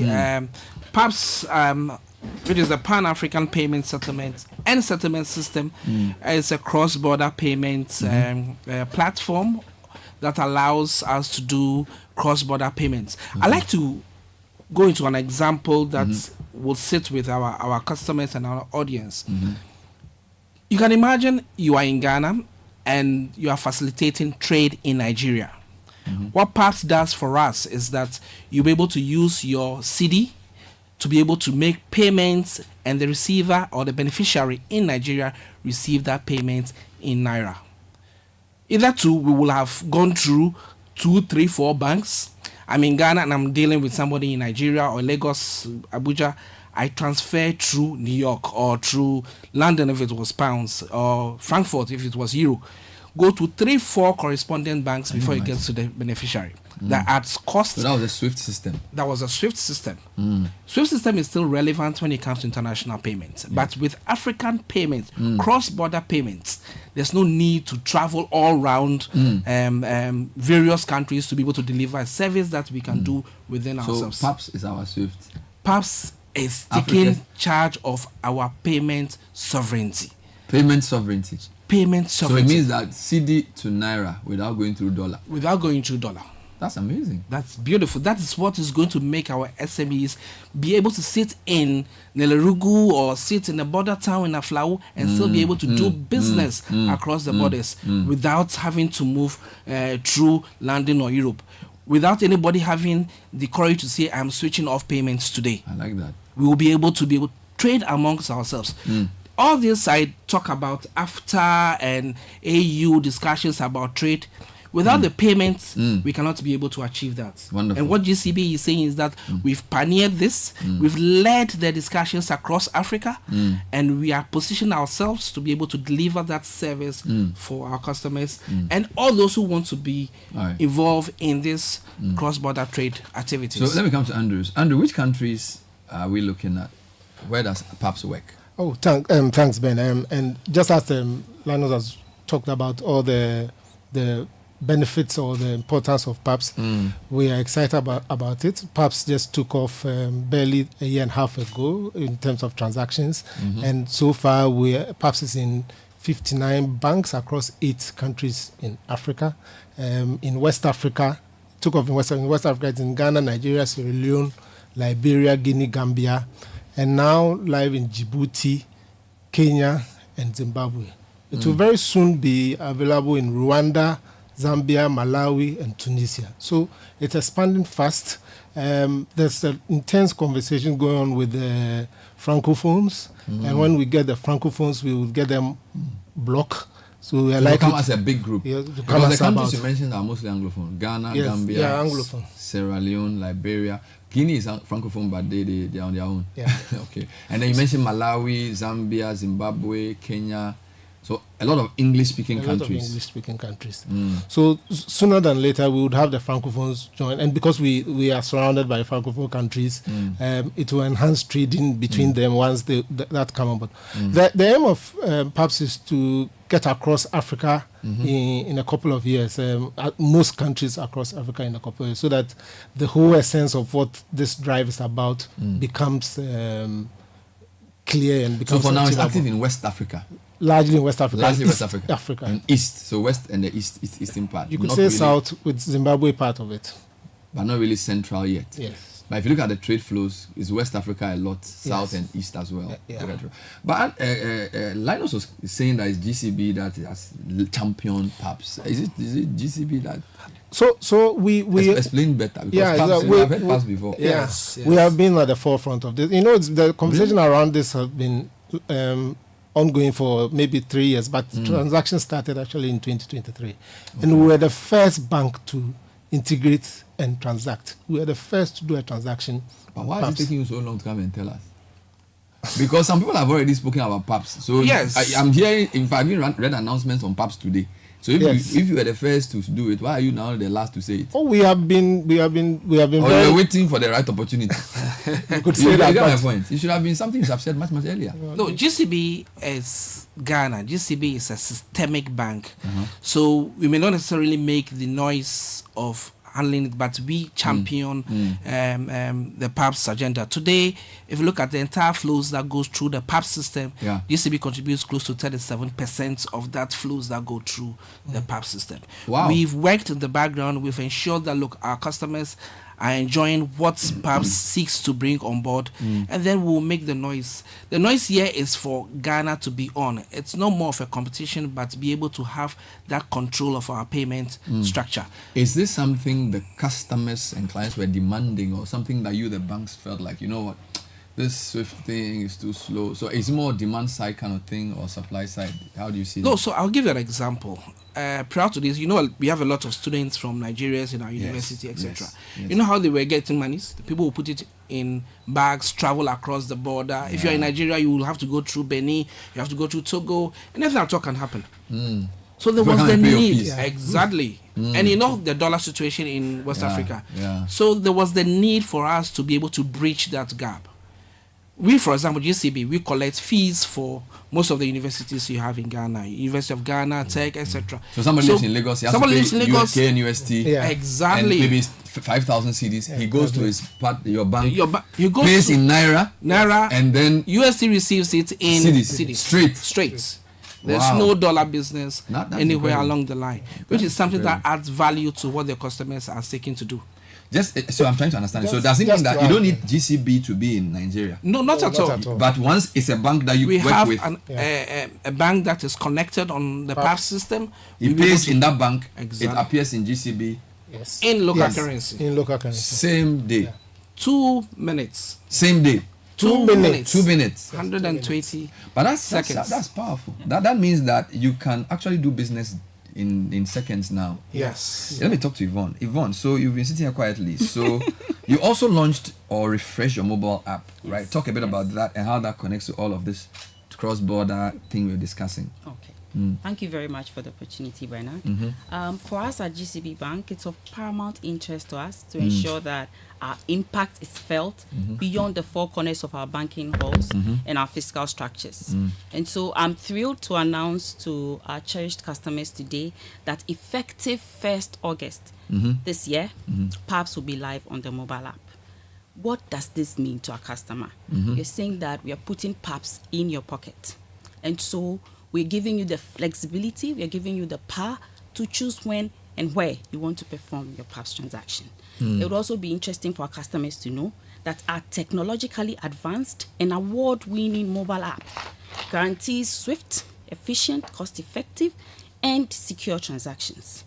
this reaffirms our position as market leaders, as a bank that is at the forefront of technological advancement. Hey. And a bank and a bank that and a bank that prioritizes the provision of superior service to our very, very esteemed customers across various touchpoints. So our message to our customers is very simple, that PAPS is going to be live on our mobile app. On 1st August. We are going to give them a very secure platform. Our platform will also ensure that transactions are processed expeditiously. And so if we say we are a customer-centric bank, it is true in word and deed. And at this point, if you don't have an account with GCB Bank, I have no idea what you're waiting for. So it's actually the best time for you to have an account. So walk me through the process. So two things. Walk me through the process of making a PAPS transaction generally, and then talk to me about how, when I get the app, I can do it. Okay. So to break it down. Okay. So the process is pretty straightforward because when our journey with PAPS started, we worked collaboratively with them to ensure that customers are not inundated with a lot of steps. And so the flow is very, very simple. So I'll just take you through it. You fill a transaction form. If you opt to go to the branch, we'll give you a transaction form to fill. Any of our 180 branches. Exactly. So it's not like some branches are PAPS and some are not. Every branch. You So can the be one at the border at Aplau. not even Aplau. The one at what do you call it? The north. The north. The very top. Yes. What's the name of the place? Paga. Yes. There's a GCB branch. You notice a lot of transactions between the people in Paga and Burkina Faso. Yeah, yes. The last time I was here, I was telling you about how much we spend in importing tomatoes from that side. And over onions from Niger $400 too. million. Yeah. Can you imagine if this was channeled through the PAP system and CD, it's being used for any other currency? The pressure on the dollar. Yeah. So back to Yvonne. So you fill the form, and then what do you do? So you fill the transaction form. All we need from you is the customer's account number, how much you're sending, the purpose of the transaction, and your account details as well. But I'll be quick to point out that you cannot perform a transaction, a PAPS transaction, if you don't have an account with GCB Bank. Right. And so the transaction will be effected. The debit instruction will be to your account, into the beneficiary account. Now, from the point that the official starts processing the transaction to the point where the beneficiary actually acknowledges receipt of funds, the entire process takes 120 seconds. So now, 2 minutes. 2 minutes. Digital. Yes. Internet dependent. Cloud based. Yeah. All right. So this is simple. But what about when the app gets I've assumed the first one now. I have the app 1st August, 2nd August, and I want to pay for something in Gambia. Maybe I want to do law school because Makola they are misbehaving. I want to go and do the law in Gambia. So I'm paying it there. I have the app. How do I do it? Okay. So you just go to the payments log and you follow the on-screen procedure. The requirements is pretty, mimics what we have at the branch. And so the app will definitely require information pertaining to the counterparty's account number, the account name, and obviously the amount. The system, our app, has been enhanced to the point where it gives you the exchange rate. So the customer is informed even before they perform a transaction. Because I was going to ask, if I'm paying 60,000 naira, how will I know how much in cedis I'm supposed to pay? Immediately. So I'll put the 60,000 naira then to tell me how much I'm supposed to in cedis. Precisely. Okay, cool. So it's an exchange rate matter. Yes. Or you put your Which rate would they give me? and it tells you Is how that much, the how interbank much rate or naira which you rate get. would be there? This is between African countries. So we have sort of an index that Afrexim Bank is helping all the banks across Africa to build. I see. This is all aimed at coming out with a dominant sort of currencies. Today we have about 42 different payment systems and currencies. We are suffering too much. Yeah. It's not This is the revolution we've been asking for. good. Okay. A few things, Yvonne. I don't. So you explain the point. So it gives me the current exchange rate, and then I basically follow the prompts. So it gives you the exchange rate. Once you enter the account number, it will ask you to select the bank. You select the bank, and you enter the account amount. details. The amount. And once, because you've entered the account details and you selected the bank, it asks the app will ask you to enter the amount, and you submit the transaction, and voila, that's just That's very, very simple, very straightforward. Right. A lot of work has also gone into it, so the entire interface is intuitive. All right. Let's wrap up. I have a few questions for you. Let's talk about threats, security, fraudsters, and the rest of it. What have you put into the system to ensure that nobody defrauds me? I think that's your question. And thanks again, Bernard. Very important. Transaction security is paramount to the bank. We don't take it lightly at all. We have established a security operations center, which is an office with IT professionals who are monitoring and protecting, preventing cyber threats. All online transactions are heavily scrutinized to ensure there are no threats, and this takes care of PAPS as well. And it's ISO certified. The center is ISO certified. Also, PAPS itself is also a very secure platform. Yeah. Also abiding by the international standards. Also uses machine learning and all of that to ensure security. And PAPS is also regulated by the central bank, endorsed by the central bank. So no worry. So no worry at all. And when you do a transaction on PAPS, it's safe, it's secure, and you can rest assured that Linus, tell me why SME should be excited about PAPS, and then Yvonne will tell us how we can get in touch with you, all in 2 minutes. Okay, so quickly, I think that this is a great platform. It gives you an ecosystem that you are able to deliver cross-border transactions. I just was sitting down and was coining some of the benefits of it. I call it the raster. Okay, it gives reliability. It's very reliable. It's affordable for an SME. Every penny counts. If you have to reduce the cost of transacting business, it comes to your benefits. It provides the security that Andrews just described. So there's no fear of giving your money to a bus driver or putting your money in Ghana Must Go sack. If you click a button, you'll be able to transfer and trade with your counterparties. What this also adds to the benefits we have is traceability. These transactions can be traced from the minute before you leave the bank, or before you say, hey, Jack, the beneficiary has received the funds, and therefore it can easily be traced. And above all, I think what GCB adds to the flavor is accessibility. We are everywhere where the SMEs are located. You can be able to connect with us and be able to effect your cross-border transactions. Yvonne, tell us how we can reach you. We have a fully equipped customer experience center armed with ample information to give you every detail pertaining to PAPS. And so you can reach us on 0800 422 422. I take that again, 0800 422 422. You can also send us a WhatsApp message on 0202 422 422. Reach us on WhatsApp via 0202 422 422. Thank you.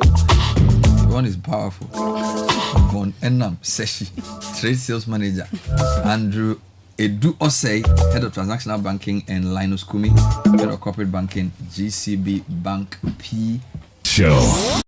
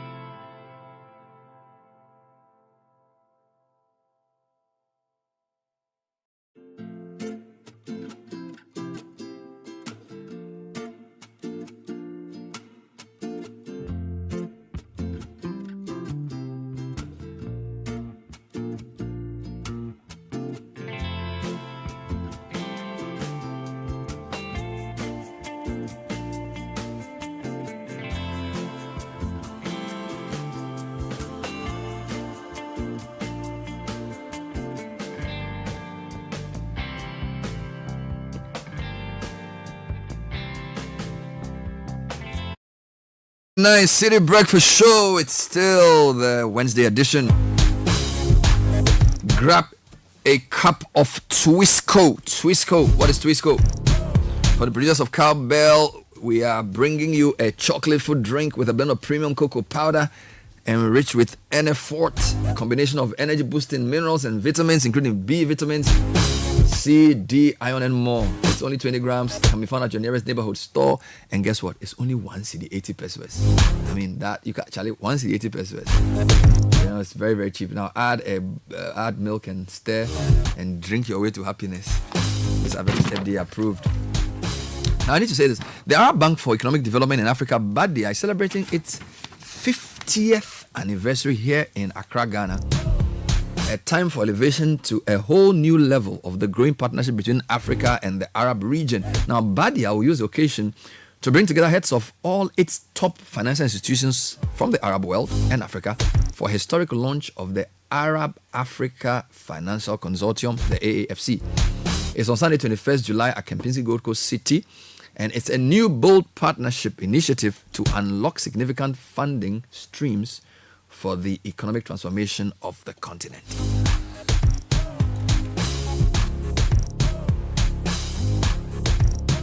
This event is part of the AU's Media Summit in Accra and will feature a leaders' breakfast meeting with heads of state, heads of institutions, as well as other major economic decision makers, including CEOs and industrialists. And of course, there will be 14 African leaders at this event. The chairman of BADIA himself will be there. And then the leaders of the big 8 financial institutions in the Arab region called the Arab Coordination Group. Now, to register for this event, you could either send an email to rsvp@badia.org or call 0536 098 325. That's 0536 098 325. All right, so Benti Enchi Lecha and Ankoma, affectionately called Bella. Bella. You could say they are, I don't know. Can we call you Ghana's foremost law firm? Or you don't want to advertise, so you don't want to say that? Clearly, by way of reputation, you are one of the more respected law firms. I think that's fair to say, right? Respected law firms. I have 3 friends from that organization to have a discussion about a very important topic: promoting local equity participation through the capital markets. Now, those things sound very, very big. They'll break it down for us. I have in studio partner Frank Nimakunga. Frank, welcome to the show. Thank you, Bernard. You're wearing black. One of my favorite colors. Welcome, the man in black. Abigail Nico is the head of business development. Abigail, welcome to the show. Thank you. And Seram Jikuno is here as well. She's also a partner. Thank you, Bernard. How long has it supposed to be a partner in a big law firm? Charlie, you are big people. Wow. No, at least for accounting firms, to be a partner is a big deal, right? I think it's the same for law, right? Yeah. It is. So partner means you can do anything you like. What does it mean? So you are now a joint, you are like an official big man in the firm. No, I'm serious. What does a partner mean? I just want to understand. So a partner essentially is that you've moved up the ladder in terms of the legal services, your ability to appreciate what the clients want, and your ability to lead other people, because the issue about a law firm is not just your clients, it's also about the human resource and other resources to provide that.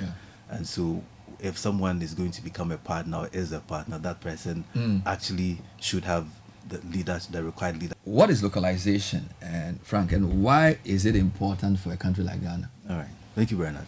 So I think simply put, localization is the intention to put and keep businesses, management and ownership of businesses, and then the supply of goods and services to businesses in local hands. Now that intention is typically achieved through laws, and so localization requirements go together. The other point is the why. Now, if you look at Africa and other developing countries, you realize that is typically to redress historical economic imbalances because of things like colonization, apartheid, and the like. And so that is essentially to try and integrate local people, local resources in sectors that traditionally have been dominated by foreigners.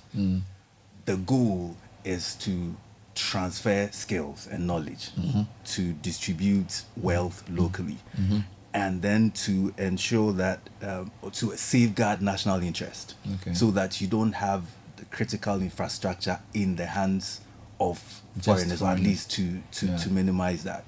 So if you look at it from that angle, then the question about what does it mean for a growing economy like Ghana? So the agenda, so when governments and regulators said to do that, the actual goal is that eventually, if you take, for instance, the telecom sector, if in 10 years, in 5 years, if the MTNs and the Vodafones leave and they can't do what they are doing for us, would we be in a position to continue what they are doing in the mining sectors, the oil and gas and all of that? So that is really the goal.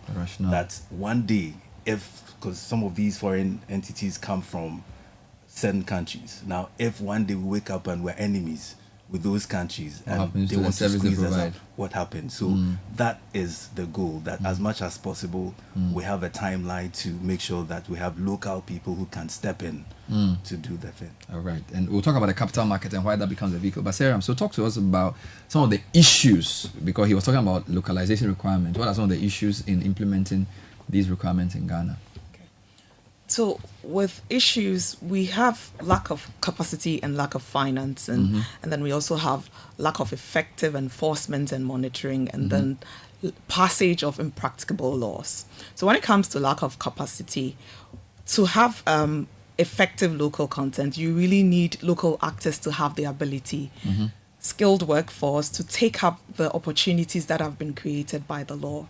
If you don't have a skilled workforce, then if there's a law that says employ Ghanaians, we won't be able to fill those roles. So we have situations where, although we've passed laws that gives Ghanaian opportunities to take up employment roles, we don't have qualified Ghanaians. So the companies still apply to the regulators to get exemptions to employ expats. And then when it comes to purchasing local equity, we also don't have financially sound companies that can actually take advantage of the opportunity that has been provided by the law. So to really benefit from local content, we need to have financing, and we need to be able to build capacity of local companies and local individuals to take up the opportunity that the law has created for them. And then when it comes to enforcement and monitoring, we need our regulators to actually build capacity to properly enforce laws, and to also have personnel that can effectively monitor the requirements of the law. If we don't have that, then we won't really be deriving the benefits that the law has created for the country. Also, we shouldn't pass impracticable laws. That's really a problem. You want to derive benefit from the law. So if you're passing a local content law, we need to monitor and pass laws that we can actually implement that suits the country's capacity. So, for example, we have a situation currently in the power sector where the local content law provides that you need to buy equipment for manufacturers in Ghana. And they've listed this equipment. But we know very well that there's no company in Ghana manufacturing the equipment. So how are you passing a law that requires doesn't make sense, right? Actors to impracticable. So yeah, exactly. So the regulator won't really be able to enforce that law. And so if you pass such laws, it's either you are giving the regulator the capacity to waive it until we develop that capacity. But if you don't give the regulator that ability, then really you've put a laws on your book that it's not enforceable, and that really creates problems. From what you said, I see already the finance part of the program. So people who have to raise finance. I see the capacity side, so the companies and how they can take advantage of these laws, and of course the lawmaking side, whether the law is being practical or not, and of course the regulatory side. So presumably all these groups will be at the program. Yes. Right, because you've already aligned in your answer. So Frank, tell me more about the program itself. So it's a breakfast meeting, and it's called Promoting Local Equity Participation Through the Capital Markets. Just talk a bit more about the event itself. Yeah. So if we go back to what Seram said in terms of all the challenges, the issues with creating and implementing localization laws or requirements, this event is supposed to bring together industry regulators and, if you like, lawyers and all the people who deal with localization on a day-to-day basis, put in one room and then critically do a deep dive into what the challenges are and the way forward, and especially consider whether the capital markets is actually one of the best avenues for achieving localization requirements. So that's essentially what the program is about. Now, if on that, for industry, we have from oil and gas, the mining, telecoms, financial services, who are sort of, for want of a better expression, the beneficiaries of these localization laws. And then we have regulators from these sectors. And then, because we're dealing with the concept of capital markets, we've also invited the intermediaries for the capital market space, the people who will take these issuers or companies to market. So the issuing houses and the brokers and all, we've also invited them as well. And in terms of leading that discussion, we put together a great panel. All right. So you'll see that we have Abna Moa, the MD for the Ghana Stock Exchange, who is actually there to discuss the capital markets point. We also have the regulator for the capital markets, SEC. So Dr. Edu is come. He's the head of issuers department.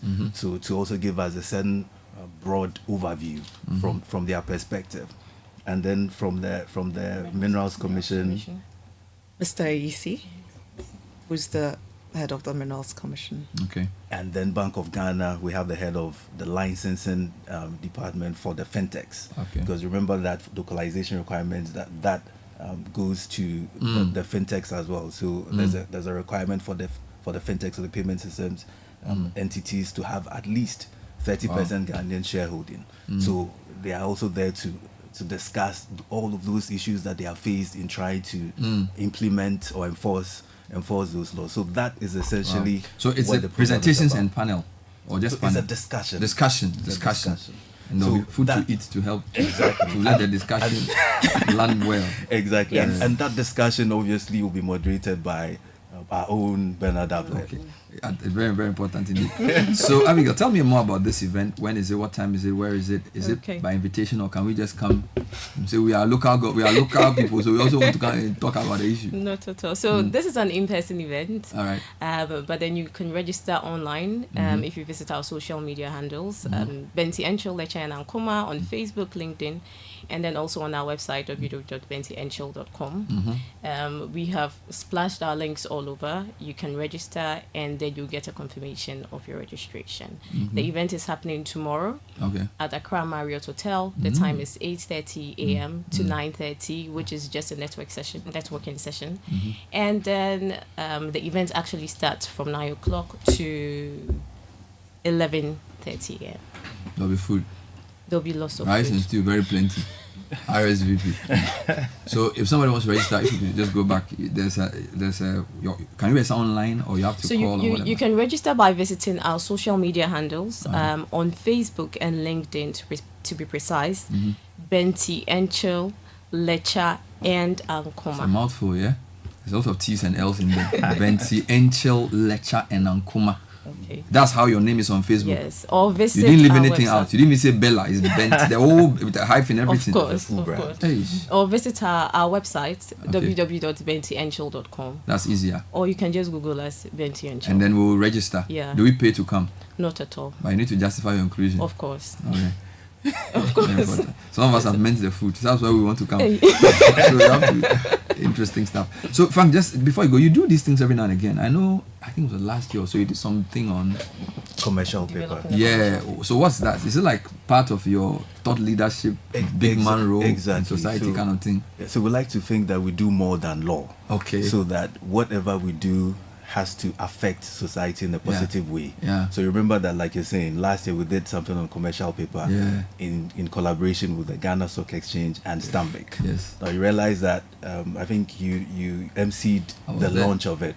So part of the work we did last year. That's what has fed into this. Fed into I that. get it.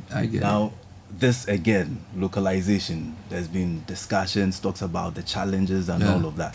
We want to put the relevant people in the room, discuss and see the way forward. So that's what we're about. Well, all roads lead to their website. If you want to be there, it's at Marriott Hotel tomorrow morning, but you need to register to be there. We've been speaking to Abigail Nikwe. She is the head of business development at Benti Entiel Lecture and Ankoma, and have two of the partners, Frank Nimaku Ekowa and Sairam Jikuno, who breezed through the studio this morning. Welcome, guys. Thank you. Thank you, Thank you for having us.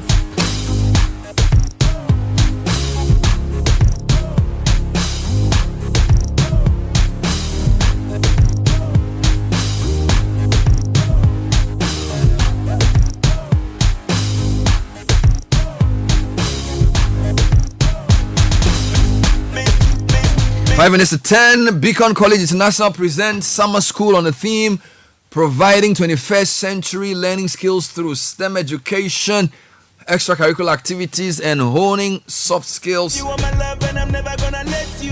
It's a 4-week program starting 22nd July to the 16th of August, and we target creche to Form 3.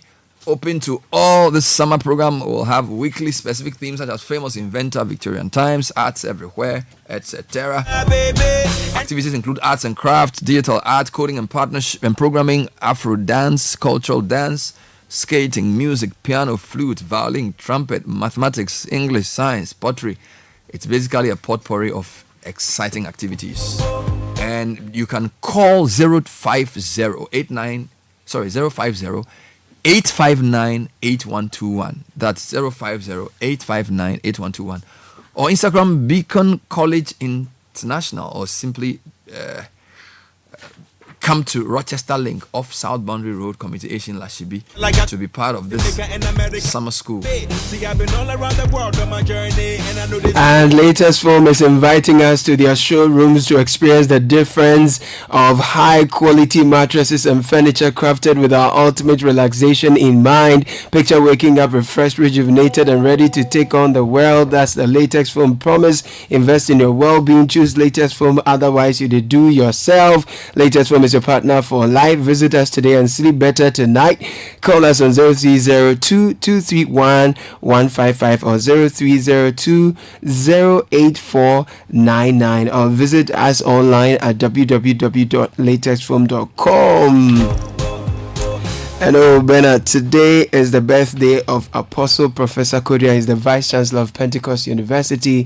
Happy birthday going out to you, sir. You alone, you are an apostle. Yeah, Professor on top. Professor. Charlie. Apostle Professor. Yeah. Later this morning, we'll be crossing over to the Supreme Court for the judgment on the interlocutory injunction. It's actually a ruling. Ruling, not judgment.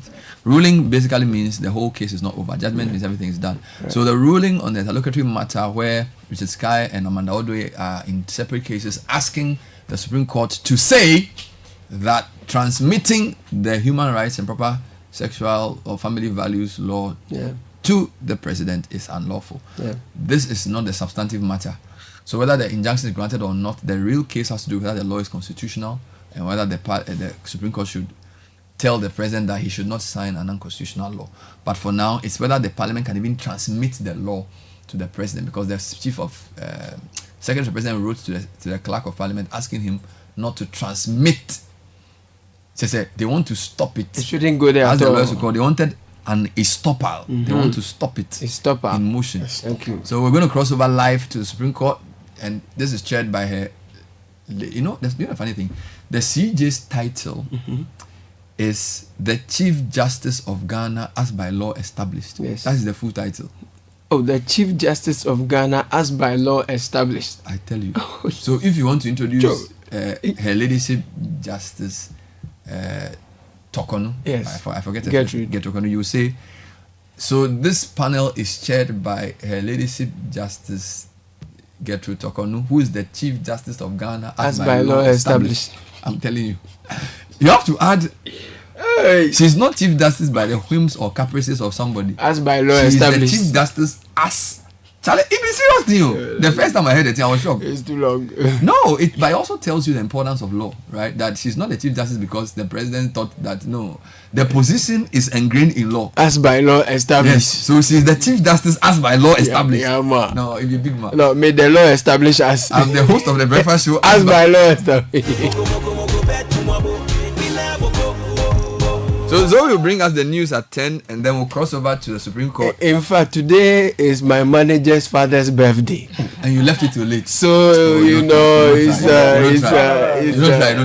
You even wish Apostle Professor happy birthday. No, I was waiting for you to finish. Today is the birthday as by law established. You understand? So Reverend yes, John Abu Baidu. Thank you. What is his branch now? Horeb Temple. Horeb Temple. Yeah, man. Is it Bawi? Wager. Yeah. Happy birthday. Yeah, man. I hope you guys, Charlie, the surprise how. As by we do one already. It was done in the morning. You know, when you have daughters, they will always out with you. Yeah. So Zoe has I'm sure he thought that he could. Oh, they tricked he him. thought he had figured everything they finished out. They finished out. What's in the news? Coming up, Lands and Natural Resources Minister refutes claims that government lands have been leased, including the Du Bois Center. And Member of Parliament